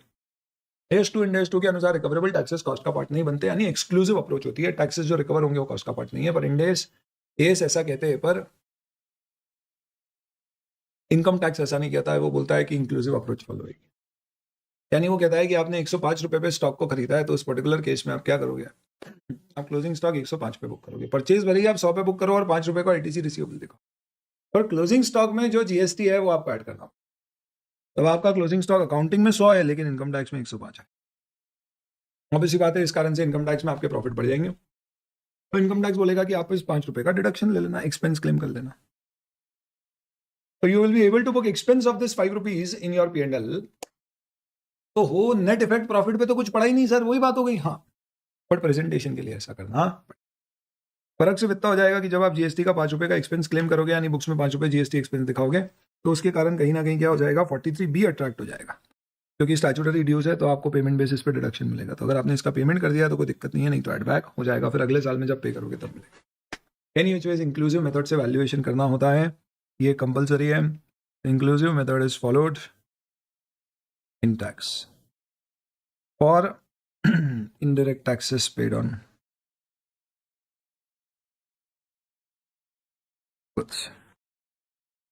Next, not a very important clause, simply कहता है कि अगर आपने कोई स्टॉक इन ट्रेड को कैपिटल एसेट में कन्वर्ट किया है, सॉरी कैपिटल एसेट को स्टॉक इन ट्रेड में कन्वर्ट किया है, मतलब बप्पीदा के पास खूब सारी जेवरात जवे बप्पीदा के पास बहुत सारे जेवर थे, बप्पीदा ने उसी की दुकान खोल दी, उनके लिए अभी तक ये कैपिटल एसेट था, पर अब वो दुकान खोल दी है तो स्टॉक में कन्वर्ट हो गया। तो जिस दिन कन्वर्ट करते हैं उस दिन तक का fair value gain capital gain माना जाएगा और आगे का गेन बिजनेस प्रोफेशन का गेन माना जाएगा। टैक्स जब बेचोगे तब होगा। तो डिटेल देना है कौन सा कैपिटल एसेट कब खरीदा था, क्या कॉस्ट थी और किस वैल्यू पे कन्वर्ट किया उसको। बहुत ही इंपॉर्टेंट क्लॉज है 16। Sweet 16, not really sweet. Income tax के लिए स्वीट है, क्यों? क्योंकि इनकम टैक्स इसमें आपसे पूछ रहा है ऐसी कौन सी इनकम है जो आपने पीआरएल में क्रेडिट, ऐसी इनकम जो पीआरएल में क्रेडिट नहीं हुई है वो यहाँ पे बताना है, प्रोवाइडेड वो पीआरएल में क्रेडिट होना चाहिए थी as per section 28, that is equally important. तो चार्जिंग सेक्शन है, उसके अनुसार कोई भी इनकम क्रेडिट होना चाहिए थी और आपने नहीं करी है, तो आप यहाँ पे बताएंगे कैसी इनकम हो सकती है जो पीआरएल में क्रेडिट होना चाहिए थी और आपने नहीं करी है एज पर सेक्शन 28। तो सेक्शन 28 बताता है बिजनेस प्रोफेशन से रिलेटेड आपकी सारी इनकम है। हो सकता है कोई आदमी क्या करे, उसे एक्सपेंस से सेट ऑफ कर दे इनकम क्रेडिट करने की बजाय, तो भी वो यहाँ पे रिपोर्ट होगी, भले ही उसका प्रॉफिट पे इफेक्ट नलिफाई हो गया, पर आपको रिपोर्ट कर इसका एक उदाहरण दिया है मैंने, government grant adjusted from cost. अगर इनकम टैक्स के अनुसार उसको पीआरएल में जाना चाहिए था तो फिर आपको यहाँ पे रिपोर्ट करना पड़ेगा, पर नहीं जाना चाहिए था इनकम टैक्स में भी पीआरएल में, तो रिपोर्ट करने की जरूरत। बी पॉइंट में थोड़ा सा टाइपिंग एरर है, इसलिए यहाँ पे आप पढ़ लीजिए। 16 भी कहता है the details of custom duty refund if any admitted as due but not reported in P&L to be stated. तो अगर आपको कस्टम्स में आप इंपोर्ट करते हो कई बार गुड्स और उसके बाद उससे रिलेटेड एक्सपोर्ट कर देते हो, तो आपको ड्यूटी का ड्रॉबैक मिल जाता है, रिफंड मिल जाता है। अगर करंट ईयर प्रीवियस ईयर में आपको वो रिफंड ड्यू हो चुका है, यानी कि सरकार ने देने की बात कर दी है, तो आपको उसको पीआरएल में इनकम क्रेडिट करना है, नहीं किया तो बताना है। कई बार ऐसा होता है कि वो कंपनी अप्लाई करती है पर अप्रूवल आता नहीं है सरकार का, और अप्रूवल लेट से अगले साल आया, एक्सपोर्ट इस साल किया था, ड्यूटी इस साल भरी थी, रिफंड इस साल बनता है, अप्लाई भी इस साल करा, पर अप्रूवल नहीं आया, अगले साल आया। तो इस साल अगर पीआरएल में क्रेडिट नहीं किया है तो चलेगा, कोई प्रॉब्लम नहीं है। जब अप्रूवल आया तब आपको क्रेडिट करना है, तब नहीं किया तो ऑडिटर रिपोर्ट करेगा। एस्केलेशन क्लेम्स कई बार होता है फिक्स प्राइस कॉन्ट्रैक्ट में, हम बोलते हैं कि भैया अगर रॉ मटेरियल की प्राइस बढ़ गई तो हम पैसे ज्यादा चार्ज करेंगे। एस्केलेशन क्लेम, मैं आपको ऑडिट पावर पढ़ा रहा हूँ और मैंने आपको बोला कि भाई देखो बिजली अगर सरकार ने महंगी कर दी तो मैं आपकी फीस 100 रुपये बढ़ा दूंगा। अब ये एस्केलेशन क्लेम में सपोज सरकार ने बिजली महंगी कर दी तो मैं आपसे 100 रुपये और मांगूंगा, आप दोगे ही नहीं, आप बोले हमने तो पूरा पढ़ लिया है, अब क्या करोगे? चलो बताता हूँ। तो मैंने बोला ठीक है, टेस्ट पेपर चेक नहीं होंगे, सर ये गलत बात है, ऐसे नहीं करते। बोला गलत तुम भी कर रहे हो, तो आपने एक्सेप्ट कर लिया, आपने बोला सर पैसे दे देंगे। तो अगर एक्सेप्ट कर लिया आपने तो फिर मुझे इनकम बुक करना पड़ेगी, भले ही बाद में पैसा आई नहीं आया, वो बैड डेट वाली बात होगी, पर एक्सेप्ट नहीं किया तो इनकम बुक नहीं होगी। तो एक्सेप्टेड एस्केलेशन क्लेम अगर पीआरएल में क्रेडिट नहीं हुआ तो रिपोर्ट करेगा ऑडिटर। कोई भी दूसरी तरह की इनकम अगर आपकी है तो रिपोर्ट करेंगे। और कैपिटल रिसीव, ध्यान रखना कैपिटल रिसीव में सिर्फ प्रॉफिट रिपोर्ट होगा, यानी आपकी लेट्स से फॉर एग्जांपल कोई इन्वेस्टमेंट 100 रुपए का था, आपने 110 पे बेचा, तो 10 का प्रॉफिट पीआरएल में क्रेडिट हुआ है, तो यहाँ रिपोर्ट और कुछ करने की जरूरत नहीं है। पर अगर आपने वो 10 का प्रॉफिट पीआरएल में क्रेडिट नहीं किया तो आपको रिपोर्ट करना पड़ेगा। It is only 10 lakh profit included in SPL, then you don't have to report. That is not included, then you have to report. तो ये मत सोचना कि अपने को पूरा 100 की चीज 110 में बेची है तो 110 रुपए यहाँ पे पीआरएल में डालना है। इस पूरे क्लास का एक बेसिक रूल है, जो चीज पीआरएल में जाना चाहिए थी और नहीं गई है वही आपको रिपोर्ट करना है। क्लॉज में ही लिखा हुआ है यहाँ पे, आप चाहो तो ऐड करके लिख दे। Sweet 16, sweet for the income tax department, because income tax को इस क्लॉज से वाह वाह वाह क्या मिलता है, इनकम ऐड करने को मिलती है, तो उससे टैक्स पड़ता है। चलिए, हाँ अपना दिल का रिश्ता है, पैसों की क्या बात है, बहुत बढ़िया। स्वीट 16, चलो ऐसे याद रहेगा एस्केलेशन, अब तुम भूल नहीं पाओगे एस्केलेशन को, ये तो पक्का। आगे देखो दोस्तों, क्लॉज 17 में आते हैं, ये भी इंपॉर्टेंट। सर सभी तो इंपॉर्टेंट बोले जा रहे हो यार, कहाँ बोले मैंने सब इंपॉर्टेंट? तुम नहीं चाहते मैं बताऊं तुमको सही से कौन से इंपॉर्टेंट है, और आगे कब इंपॉर्टेंट भी आएंगे ना। तो ठीक है, 17, इस 17 नंबर के साथ आपको 29B पढ़ना पड़ेगा। ये दोनों क्लॉज साथ में डिस्कस किए जाते हैं। ये बेसिकली वही वाले क्लॉज है जिस क्लॉज के कारण आज की तारीख में कोई भी आदमी लैंड और बिल्डिंग यानी कि मूवेबल प्रॉपर्टी खरीदता है तो इसकी जो स्टैम्प ड्यूटी वैल्यू है उससे कम पे खरीदने पर डरता है, थर्राता है। क्यों? अगर आपने कोई लैंड या बिल्डिंग या दोनों ट्रांसफर करी है यानी आप सेलर हो एक ऐसे पैसे के लिए which is less than the value which is adopted by state government under 43C और 50C। 43C होता है जब कैपिटल एसेट नहीं है, 50C होता है जब कैपिटल एसेट है। पर दोनों ही केस में होना क्या चाहिए? लैंड और बिल्डिंग। यानी कि अगर आप रियल एस्टेट बिल्डर हो, डीलर इन रियल एस्टेट है, तो उसके लिए 43CA लगता है। And if you are not a dealer यानी आपके लिए वो कैपिटल एसेट है तो 50C लगता है। सही भी है, सी मतलब कैपिटल एसेट। हाँ भाई यार, दोनों ही केस में अगर आप लैंड और बिल्डिंग बेच रहे हो तो सरकार एक, आपको पता होगा रजिस्ट्री वगैरह कराते तो एक स्टैम्प ड्यूटी वैल्यूएशन होता है जो स्टेट गवर्नमेंट आपको देती है। हाँ, मार्किंग वाली PDF, ये जो मैं लिख रहा हूँ ये पूरी क्लास के बाद मिलेगी आपको। तो अगर आपने उससे कम पर बेचा है तो इनकम टैक्स मान जाएगा, चोरी कर रहे हो तो सरकार के अनुसार जमीन की कीमत 50 लाख है और अगर तुमने उसको 40 लाख में बेचा है तो हम ये मान लेंगे कि तुमने 50 में ही बेचा है, तुम सिर्फ दिखा रहे हो 40 में बेचा है। हम डीम कर लेंगे कि तुमने 10 लाख रुपए दिखा रहे हो तुमने कम पे बेचा है। हमारे इनकम टैक्स के पॉइंट ऑफ व्यू से तो इसकी डीम्ड सेलिंग प्राइस 50 लाख है, तो उसके हिसाब से हम टैक्स निकालेंगे। यानी हम तुम्हारी एक्चुअल सेलिंग प्राइस को इग्नोर, हालांकि अगर छोटा मोटा फर्क हुआ तो चलो छोड़ भी देंगे। Where the value of property adopted is less than equal to 110% of sales consideration, then the sales consideration itself will be the deemed consideration.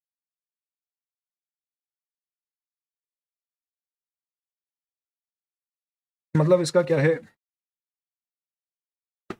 आप इसको ऐसे समझो, अगर आपने कोई प्रॉपर्टी 50 लाख में बेची, सपोज ऐसा एग्जांपल ले लेते हैं, 10% ग्रेस चलता है, पर 10% सेल्स कंसिडरेशन का ऐसा तो लेट्स से आपकी प्रॉपर्टी 50 लाख में आपने बेची तो उसका 10% कितना होता है? 55 लाख। तो अगर उसकी स्टैम्प ड्यूटी वैल्यू 55 लाख तक की है ना तो कोई दिक्कत नहीं।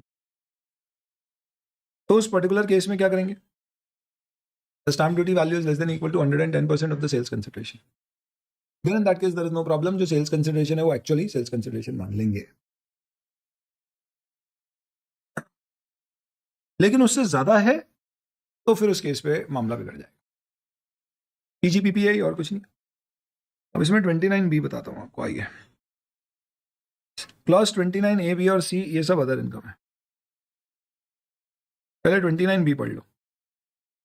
एक इमूवेबल प्रॉपर्टी के केस में जहां पे उसकी stamp value exceeds the consideration by less than the higher of 50,000 और 10% of consideration difference is not chargeable to tax.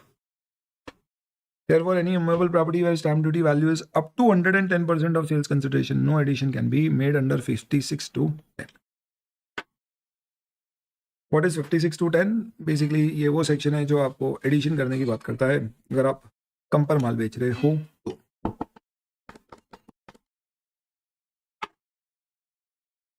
Detail में क्या क्या देना होता है आपको यहाँ पे, प्रॉपर्टी क्या है, कितना पैसा मिला, सरकार के द्वारा क्या वैल्यूएशन है, और क्या 43CA या 56(2)(10) के फोर्थ प्रोविजन एप्लीकेबल है या नहीं। ये कब बोलोगे एप्लीकेबल है? Yes, if difference is more than 10% और 50,000, व्हिचएवर इज हायर। ध्यान रखना है 10% और 50,000 किसके लिए? ये 50C के लिए, और 43CA के लिए इट इज ओनली 10%। एग्जाम्पल से समझा दूंगा। तो सिंपल सा एग्जाम्पल है, यहीं पे ले लेता हूं।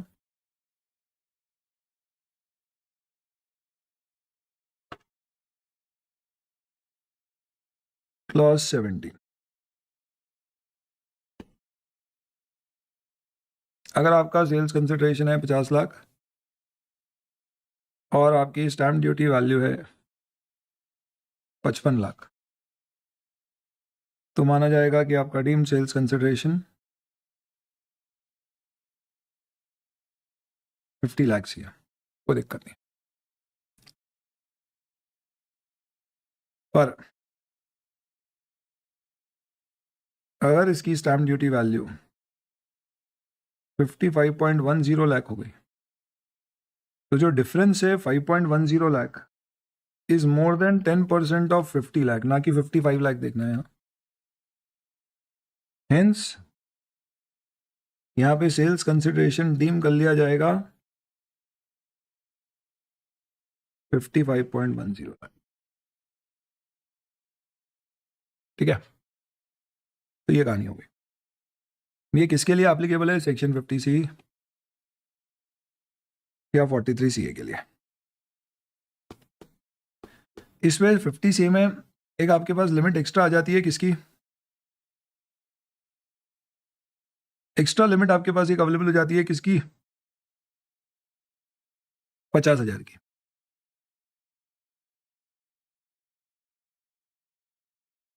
तो सपोज मैं एक और एग्जांपल लेता हूं कि मेरा सेल्स कंसिडरेशन है 6 लाख रुपए,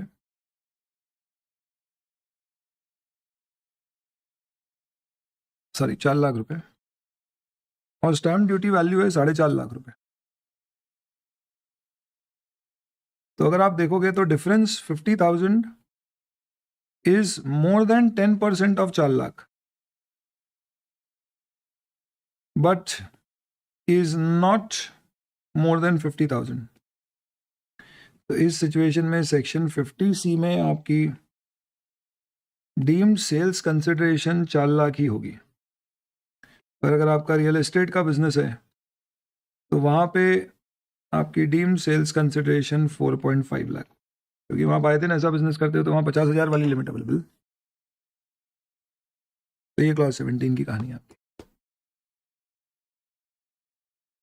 अब इसमें 10 की जगह इसे 20% कुछ समय तक के लिए कर दिया गया था 43CA में, अगर आप रियल एस्टेट में डीलर थे।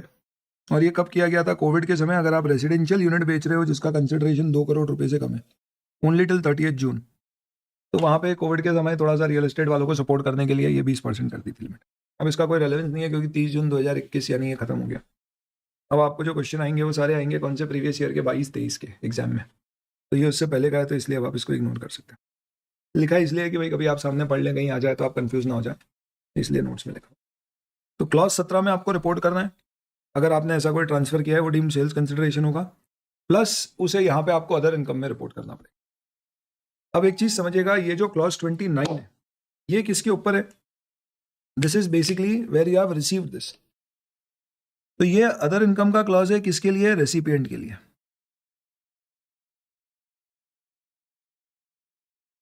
रेसिपिएंट के लिए भी ये अदर इनकम है।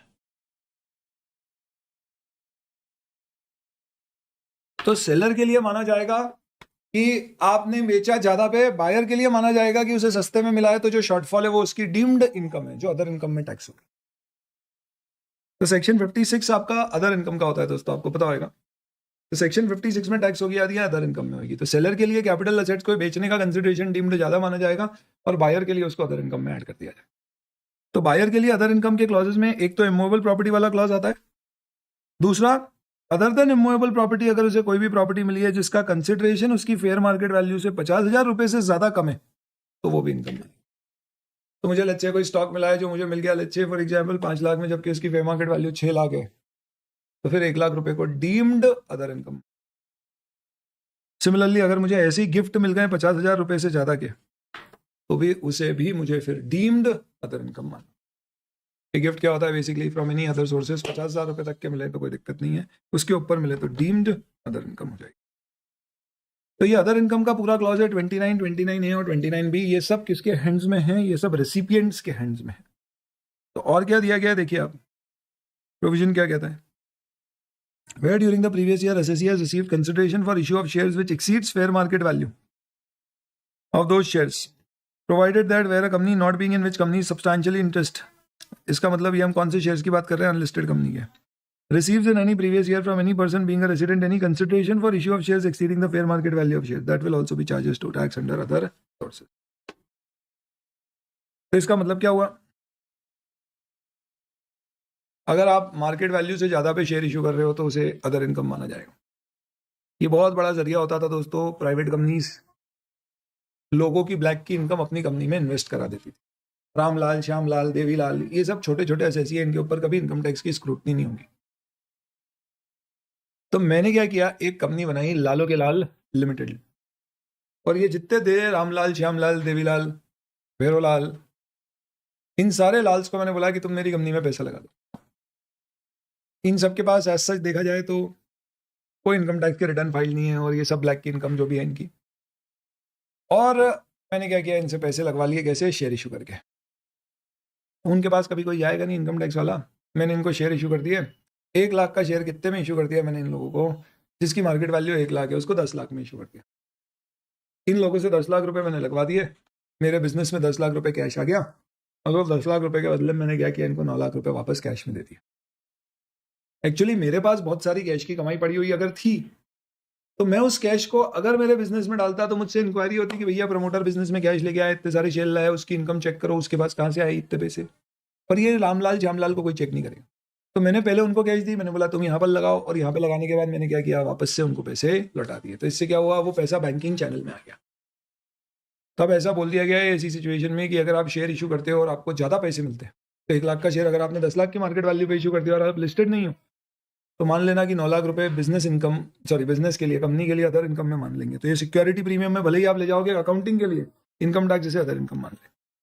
हालांकि वेंचर कैपिटल्स के ऊपर ये नहीं लगता है, और सेंट्रल गवर्नमेंट किसी को नोटिफाई करेगी तो नहीं लगेगा। इसके ऊपर भी क्वेश्चन आ चुका है, पूरा ही क्लॉज इंपॉर्टेंट है। अगर कैपिटल एसेट आपने कोई एडवांस रिसीव किया है जो फोरफीट कर लिया है, तो उसे भी अदर इनकम मानेगा। मतलब ऐसा है कि मैं कोई मशीन मेरी बेचने वाला था या जमीन बेचने वाला था, उसके लिए मैंने आपसे एडवांस ले लिया, प्रॉपर्टी के ऐसे ट्रांजैक्शंस में होता है। तो 10 लाख मैंने आपसे एडवांस ले लिया और मैंने बोला कि भैया बाकी की आप शर्त पूरी करोगे तो जमीन बेचूंगा, आप नहीं कर पाए, मैंने जब्त कर लिया, तो वो मेरी कहाँ जाएगा, अदर इनकम में, बिजनेस प्रोफेशन हेड में नहीं जाएगा। जैसे होटल में मैंने रूम बुक कराया, एडवांस दिया, और उसके बाद मैं नहीं गया वहाँ पर, तो उसने फॉरफिट कर लिया। बिल्कुल वैसे ही जैसे कि अगर मैंने रेलवे की तत्काल की टिकट कराई और बाद में नहीं गया, कैंसिल कर दी, तो उन्होंने पैसा फॉरफिट कर लिया। तो वो यहाँ पर नहीं आ जाएगा, यहाँ पे सिर्फ कैपिटल एसेट से रिलेटेड है, क्योंकि वो उनके बिजनेस प्रोफेशन के हेड में जा रहा है। पर आप कैपिटल एसेट बेचते, उसके लिए कोई पैसा लेते, तो कैपिटल गेन में जाता। प्रॉब्लम है एसेट तो बिकी नहीं, तो इसके लिए बोला गया कि अदर इनकम में आएगा। तो ध्यान रखना 29 पूरा अदर इनकम के ऊपर है। 29 है, 29 भी 29 बोलता है शेयर आपने ज्यादा पे इशू किया अनलिस्टेड कंपनियों अदर देन वेंचर कैपिटल और सेंट्रल गवर्नमेंट स्पेसिफाइड। 29 ये कहता है कि आपने कोई कैपिटल बेचने के लिए, कैपिटल एसेट बेचने के लिए एडवांस लिया और फॉरफिट कर लिया।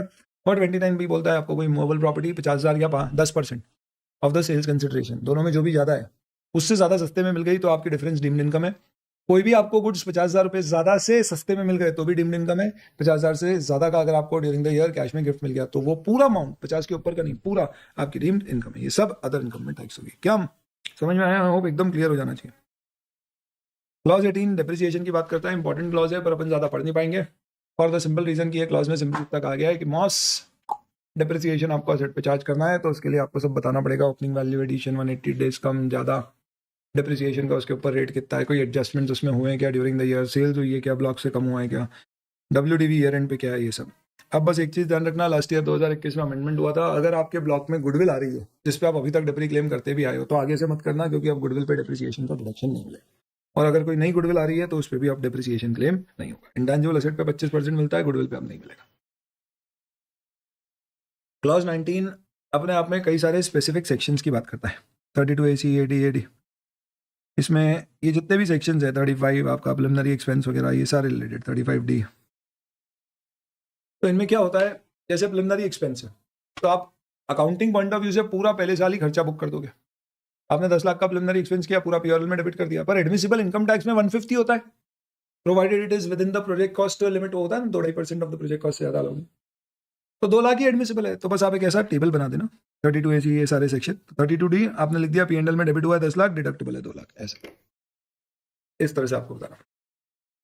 Amount not debited to P&L but admissible उल्टा हो तो भी बता देना। और टैक्स ऑडिटर को ये सर्टिफाई करना पड़ेगा। तो ये जितने भी सेक्शंस हैं इनके डिडक्शंस अलग से टैक्स ऑडिटर को एक सर्टिफाई करना पड़ेगा। Clause 19 not very important, 20 important है, स्टार 20 के लिए। अगर आप एम्प्लॉय को कोई भी बोनस कमीशन के नाम से पैसा दे रहे हो जो एक्चुअल में उसको डिविडेंड के नाम से देना चाहिए था, तो ऑडिटर यहाँ रिपोर्ट करे। ऐसा अक्सर क्या होता है, प्राइवेट कंपनी मैंने क्या किया, कंपनी के डायरेक्टर को जितना भी प्रॉफिट आता है ना उसका 80% कमीशन के रूप में बांट देते। हो सकता है मेरे पे मैनेजरियल रेम्यूनरेशन की लिमिट्स वगैरह नहीं लगती हो, क्योंकि प्राइवेट कंपनी पे नहीं लगती, इससे फायदा क्या होता है, इनकम टैक्स नहीं लगता है, वो उसके हाथ में चले जाता है, वो उसके ऊपर टैक्स दे देता है, हो सकता है बेसिक एग्जाम्पशन लिमिट एंजॉय कर रहा हो या कम इनकम हो उसकी।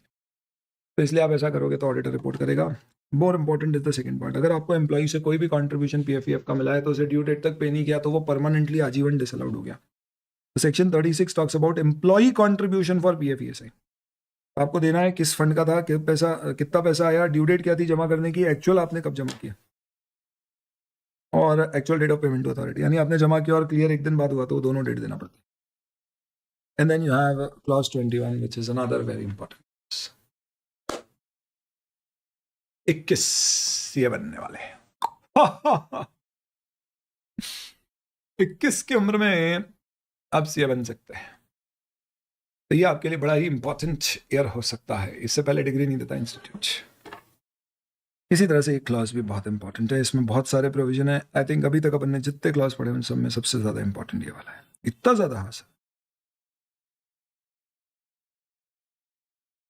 Suite 16, income not credited to PRL should be credited. Not so. Suite 21, it talks about खर्चे deducted to PRL but should not have been deducted. बहुत सारी चीजें इसमें। पहला, detail of amount which is debited to P&L in the nature of capital, personal, advertisement और such expenditure. ऐसे आपको पूरी लिस्टिंग देना पड़ेगी, पिंक कलर से दी हुई है मैंने वैसी, जिसमें आपको बताना पड़ेगा कैपिटल में ये खर्चे, पर्सनल में ये खर्चे, इतने PRL में डेबिट हुए, ये एडमिनिस्ट्रेटिव नहीं। ध्यान रखना, एडवर्टीजमेंट खर्चा कौन सा, पॉलिटिकल पार्टी, इसके लिए अगर आपने कोई एडवर्टीजमेंट किया तो वो नॉन डिडक्टेबल खर्चा है। तो एक चीज समझ में आ गई आपको, यहाँ पे सिर्फ वो खर्चे लिखना जो नॉन डिडक्टेबल है, अगर डिडक्टेबल है तो नहीं लिखना है। ये सब में ऐसा ही है। इन एडमिसिबल अंडर 40 है, ये क्या, amount paid which is without paying deducting TD, self explanatory. कोई भी interest, salary, bonus, commission, remuneration अगर आपने जो पार्टनर्स को अलाउड होता है 40B BBM, कितना अलाउड होता है, इंटरेस्ट ऑन कैपिटल 12% है, और सैलरी की आपकी लिमिट्स होती है बेसिकली, जो आपकी डीड में लिखा है वो subject to maximum 90% of your profit, if your profits are up to this limit, उसके ऊपर 60% वो वाला। कोई भी अगर आपकी 40A3 में डीम्ड इनकम है, ये क्या है, कमबख्त 40A3, वेरी इंपॉर्टेंट। अब इसमें दो सेक्शन है दोस्तों, एक है 40A3 और एक है 40A3 है। आपको दोनों पे रिपोर्ट करना है, दोनों में क्या फर्क है मैं वो भी बता दूंगा आपको।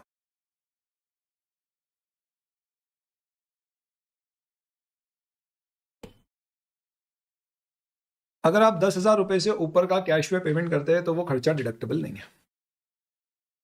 अगर आपने पिछले साल कोई खर्चे को एक्सपेंस क्लेम किया था अक्रूवल बेसिस पे, पर उसका पेमेंट इस साल हुआ और 10,000 से ऊपर का हो गया, तो फिर वो पिछले साल तो डिडक्शन क्लेम कर लिया आपने, और इस साल पे किया तो ऐसे भी इस साल डिडक्शन क्लेम नहीं कर रहे हैं, तो वो इस साल की इनकम में ऐड होगा। ये है 40A3 और 3A रिस्पेक्टिवली। सेकेंड सेशन रहेगा आपके ऐप पे कल तक के लिए। 10,000 की लिमिट कैसे चेक करना है, बहुत ही सिंपल है, इसीलिए बच्चा कंफ्यूज होता है। 1 person 1 day कैश पेमेंट और payments to a person in a day against an expenditure plus. तो अगर आप किसी को लोन दे रहे हो 15,000 रुपए का एक दिन में तो उसमें कोई प्रॉब्लम नहीं है, पर आप सैलरी 10,000 से ऊपर की कैश में दे रहे हो तो प्रॉब्लम। मेरा एम्प्लॉई है, 15,000 सैलरी है और मैं उसको 15 दिन बाद 7,500 और 15 दिन बाद 7,500 देता हूँ, कोई दिक्कत नहीं। 15,000 सैलरी है, आज मैंने उसको 10,000 दिया, कल 5,000 दे दिया, कोई दिक्कत नहीं। एक ही कॉन्ट्रैक्ट में 15,000 देने थे पर मैंने 2 अलग अलग दिन दिए तो भी चलेगा, कोई दिक्कत नहीं। एक ऐसे हुआ सर, बस यही बोला है, एक व्यक्ति को एक दिन में, ऐसा नहीं बोला एक बिल के अगेंस्ट एक कॉन्ट्रैक्ट के अगेंस्ट, वो 269 ST में वो अलग है, वो रिसीप्ट पे। यहाँ सिंपल है, एक आदमी को एक दिन में 10,000 से ज्यादा का पेमेंट किया तो डिसअलाउ होगा, भले ही एक वाउचर आप 3 दिन में भी पे करो तो डिसअलावेंस नहीं। ये 10,000 से ज्यादा है, यानी एग्जैक्ट 10,000 पे करने में भी दिक्कत नहीं है। और ये लिमिट 35,000 हो जाएगी अगर आप गुड्स कैरियज की प्लाइंग और लीजिंग करते हो। नहीं, गलत बोला है। अगर आप गुड्स कैरियज की प्लाइंग और लीजिंग करते हो तो ये लिमिट 35,000 नहीं है।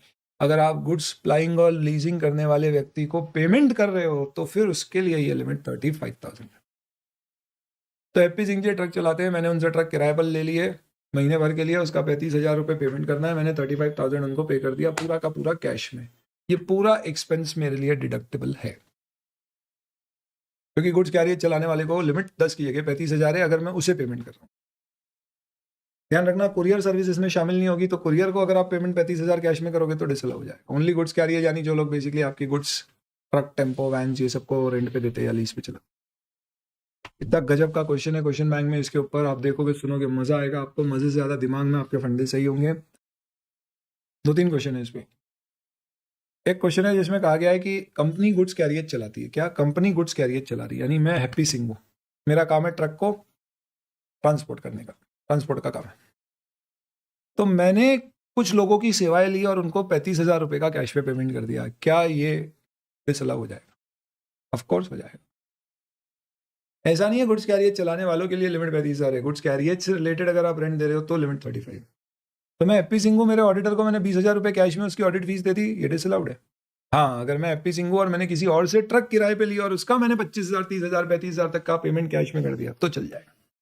यानी आपको बिजनेस क्या है वो नहीं देखना है, आप जिस सर्विस के लिए पैसा दे रहे हो वो गुड्स कैरियज की सर्विस होना चाहिए। अगर वो गुड्स कैरियज की सर्विस है then in that particular case क्या होगा दोस्तों, लिमिट 35,000 जाएगी। यहां सब जगह लिमिट मोर देन है तो डिसअलाउड है, अप टू 35 और 10,000 में डिसअलाउड नहीं है। क्वेश्चन ऐसा भी है कि मैंने एक दिन 3 गुड्स कैरियज अलग अलग लोगों से लिए और उन तीनों को 20-20 हजार रुपए एक ही दिन में पे किए, नो प्रॉब्लम। क्वेश्चन ऐसा भी है मैंने एक ही आदमी से 3 ट्रक लिए, उन तीनों के 20-20 हजार एक ही दिन में उसको पे कर दिए हैं तो डिसअलाउ हो जाएगा। क्यों? पर पर्सन पर डे लिमिट है।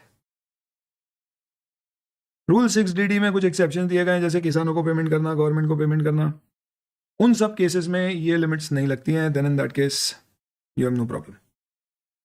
48(3) and 3 पेमेंट ऑफ ग्रेचुइटी 48(7) में बोला गया कैश बेसिस पे अलाउ होगा और उसमें मैक्सिमम लिमिट 20 लाख है, कुछ उससे ज़्यादा पे करोगे तो डिसअलाउ हो जाएगा। Any sum paid by assessee as an employer not allowable under 40(9) which is contribution to unrecognised PF.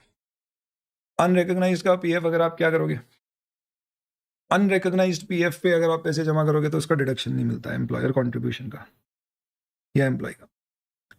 कोई भी लाइबिलिटी कंटेंजेंट नेचर की उसका खर्चा बुक किया तो यहाँ भी आएगा, वो आईसीडीएस में भी आ सकता है। अमाउंट ऑफ 2 जगह आ सकता है, आप बेहतर के लिए क्रॉस रेफरेंस दे दीजिए। Amount of deduction inadmissible under 14 है, ये क्या है 14 है? Exempt income.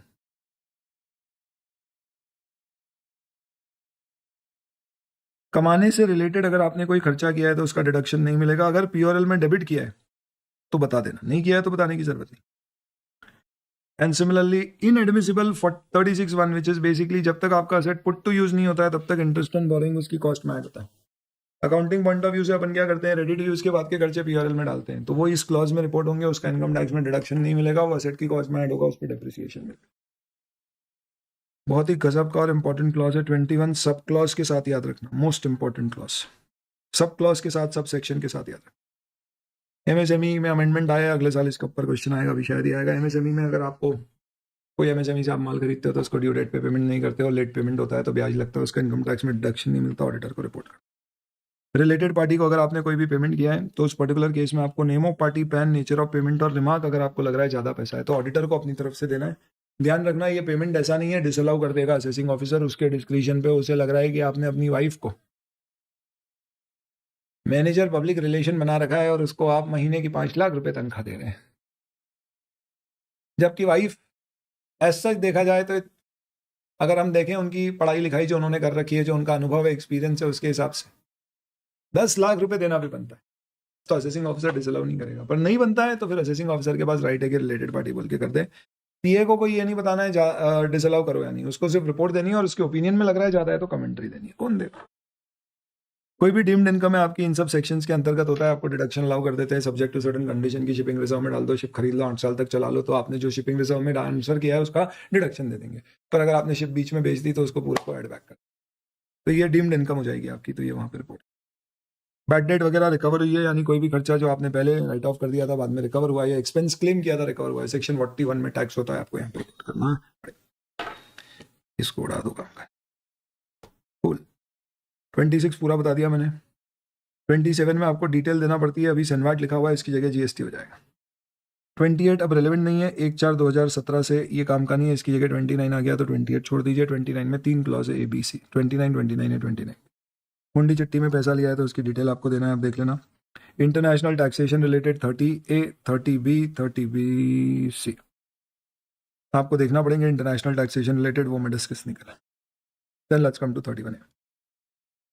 31 के अंतर्गत अगर आप देखेंगे तो you'll find there are multiple clauses, 31A, B, C, D, E, these are relating to 269 SST।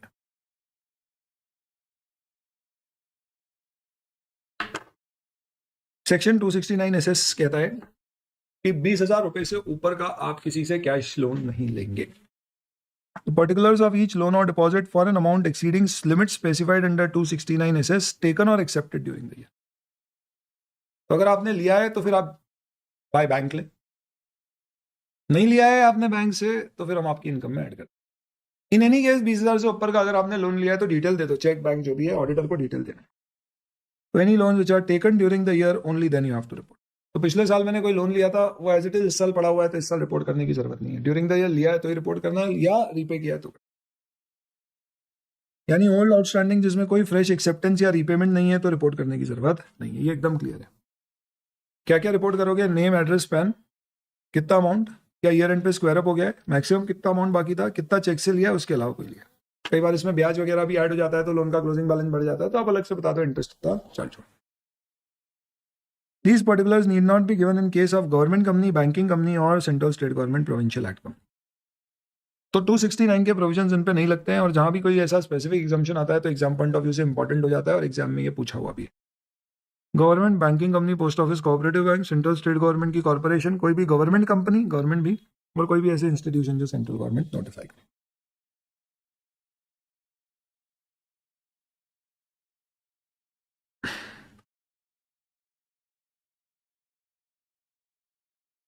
फिर इस केस में particulars of each specified sum in amount exceeding, तो ये आपने कोई लोन लिया है, इसके अलावा अगर आपने इसे पैसा लिया है, ड्यूरिंग द ईयर रीपेमेंट किया है लोन का या एडवांस का, तो 269 टी में रिपोर्ट होगा. तो ये हो गया आपका 269 एसएस और टी.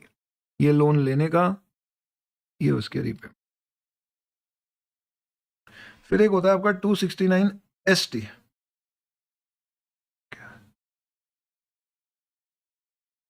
वो क्या कहता है? ये रहा, ये बीच में डाला गया एसटी.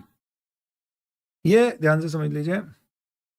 अगर आप एक व्यक्ति से एक दिन में, या एक ट्रांजैक्शन से रिलेटेड, या कई सारे ट्रांजैक्शन जो एक ही घटना से या ओकेजन से रिलेटेड है, other than through a cheque or a bank draft, 2 lakh रुपए से ज्यादा की रिसीप्ट्स करते हैं, और 269 में फिर कई सारी और लिमिट्स भी दी हुई है, तो आपको name, address, pan, nature of transaction, amount of receipt और डेट ऑफ रिसीप्ट देना.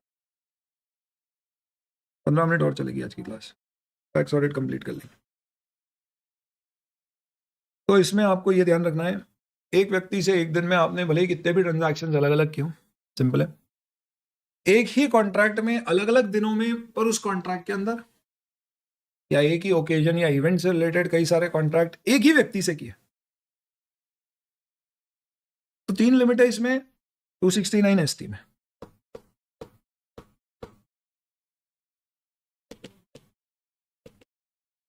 पहली लिमिट है अ पर्सन इन अ डे. दूसरी लिमिट है रिलेटिंग टू एन इवेंट. तीसरी लिमिट है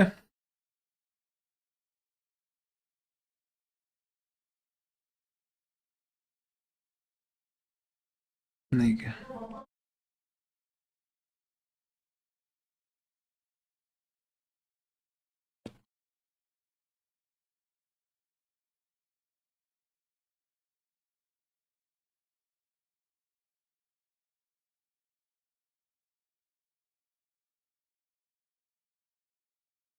एक व्यक्ति को एक दिन में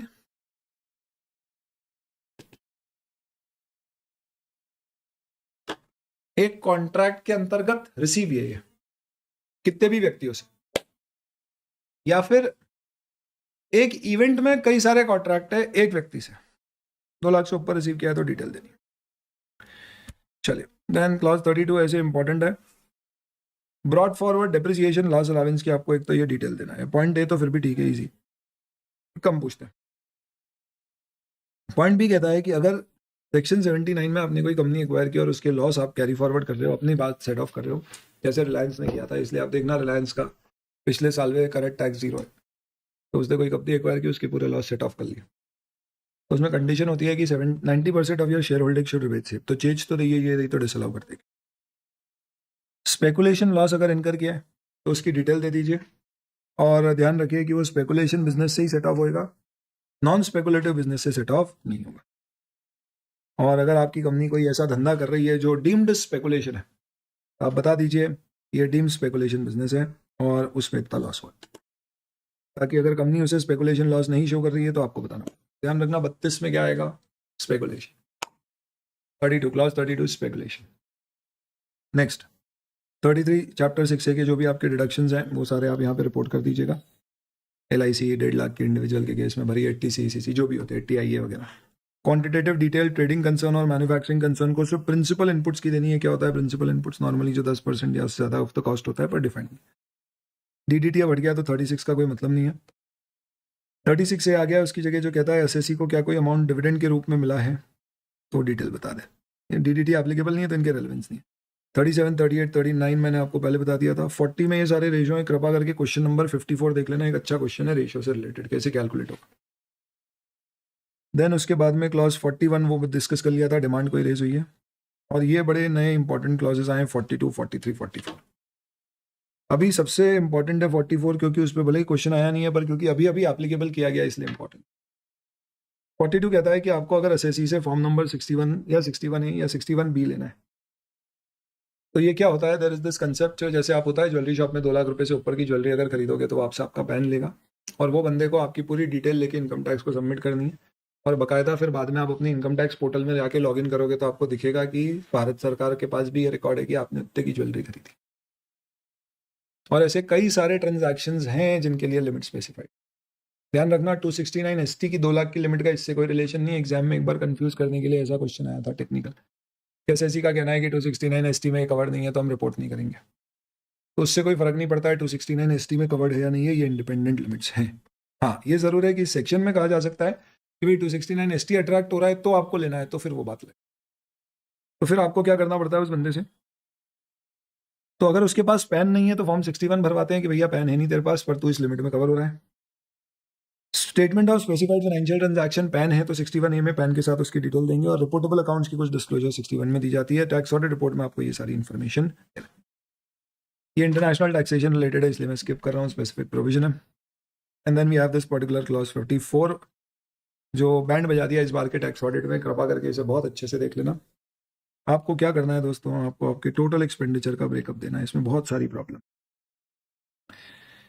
जो आपका टोटल एक्सपेंडिचर है इस साल के PRL में, उसमें ब्रेकअप दो कि कितना पेमेंट आपने या कितने खर्चे आपके इस साल रजिस्टर्ड एंटिटी से रिलेटेड है और कितने अनरजिस्टर्ड एंटिटी से।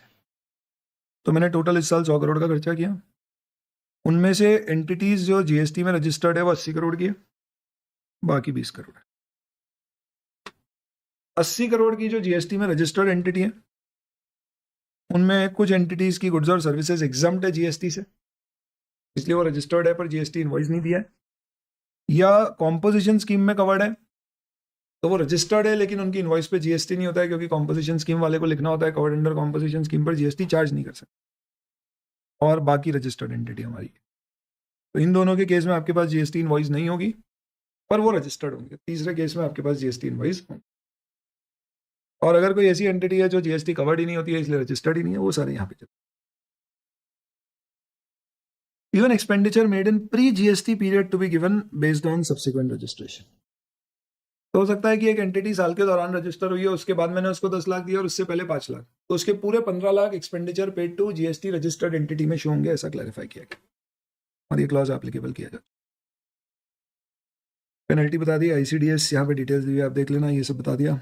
और इन सब के बाद में एक ऑडिट ऑफ पब्लिक ट्रस्ट है, सेल्फ एक्सप्लेनेटरी प्रोविजन है। पब्लिक ट्रस्ट में 12AA में ऑडिट होता है, फॉर्म 10B में रिपोर्ट भरती है। ऑडिट करने के लिए रूटीन चेकिंग होती है बुक्स की, पहले ट्रस्ट डीड लेना होती है, अप्रूवल देखना पड़ता है वैलिड है या नहीं, अपॉइंटमेंट देखना पड़ता है वैलिड है या नहीं है, बायलॉज पढ़ना पड़ते हैं और देखना पड़ते हैं सारे खर्चे प्रोविजंस ऑफ द ट्रस्ट के अनुसार है या नहीं है और टैक्स के हिसाब से, इनकम टैक्स के हिसाब से, और वो करके आप ये रिपोर्ट दे देते हो। रिपोर्ट आपकी होती है, उसके अंदर फॉर्म 10B में रिपोर्ट बनती है। अलॉन्ग विद दैट अनेक्शर में आपको ये 2 चीज़ देना पड़ती है। ऐसा भी क्वेश्चन पूछ सकते हैं अनेक्शर में क्या आएगा, तो list of certified persons and statement of 10B में रिपोर्ट जाएगी along with all the schedules. क्या टैक्स ऑडिट में कोड ऑफ एथिक्स का पालन करना पड़ेगा? ऑफ कोर्स करना पड़ेगा, ये भी एक इंडिपेंडेंट ऑडिट। तो जैसी दूसरे ऑडिट असाइनमेंट में आपकी लाइबिलिटी आती है, सेम टैक्स ऑडिट में भी उसी तरह की आपकी लाइबिलिटी आएगी। काउंसिल आपसे सवाल पूछ सकती है। अगर बिलिटी माना गया आपको तो फिर उस केस में टैक्स ऑडिटर को जिम्मेदार ठहराया जा सकता है for grossly negligence in performance of his duties under clause 7। कोई असेसिंग ऑफिसर अगर समन करता है, एविडेंस मांगता है, तो आपकी जिम्मेदारी है कि वो एविडेंस आपको देना पड़ेंगे अगर आपने क्लाइंट का ऑडिट। अगर examination of books of account कोई क्वालिफाइड असिस्टेंट ने किया है in form of chartered accountants, तो वो जो क्वालिफाइड असिस्टेंट है उसके अगेंस्ट में भी प्रोफेशनल नेग्लिजेंस का केस लिया जा सकता है, because he is also see in practice. अपन ने चैप्टर 2 काउंसिल जनरल गाइडलाइन में देखा, तो उसको भी आप होल्ड कर सकते हो अगर वो गिल्टी है तो, एज इन उसने काम नेग्लिजेंटली किया है। ध्यान रखना, ओपिनियन जो टैक्स ऑडिटर एक्सप्रेस करता है that is not binding on the assessee. ये हमारा ओपिनियन है, हो सकता है असेसी रिटर्न फाइल करते समय उसे ना माने, फिर असेसिंग ऑफिसर डिसाइड करेगा वो क्या है। तो टैक्स ऑडिटर की रिपोर्ट क्वालिफाई की है, हो सकता है कि असेसी उसका डिफरेंट व्यू ले, ये चलेगा। ICAI कहता है ऐसी सिचुएशन में बेहतर है कि अगर असेसी का व्यू अलग है तो अपनी टैक्स ऑडिट रिपोर्ट में भी ले लो कि असेसी हमारे व्यू से सहमत। That's about it. ये एक नया एडिशन हुआ है तो इस सेंस में नया है, तो आप पढ़ लीजिए थोड़ा सा। 2022 के स्टडी मटेरियल में ICAI ने ऐड किया ये सारे प्रोविजन, ये जितनी भी नोटिंग है, ये सारी चीज़ें मैंने आपको कर दी दोस्तों। मस्त काम हो गया। आज आपको एक मेहनत करनी पड़ेगी और वो है पूरा का पूरा टैक्स ऑडिट रिवाइज करने के अलावा A to Z सारे क्वेश्चन कर लो, लाइफ बन जाएगी दोस्तों, लाइफ।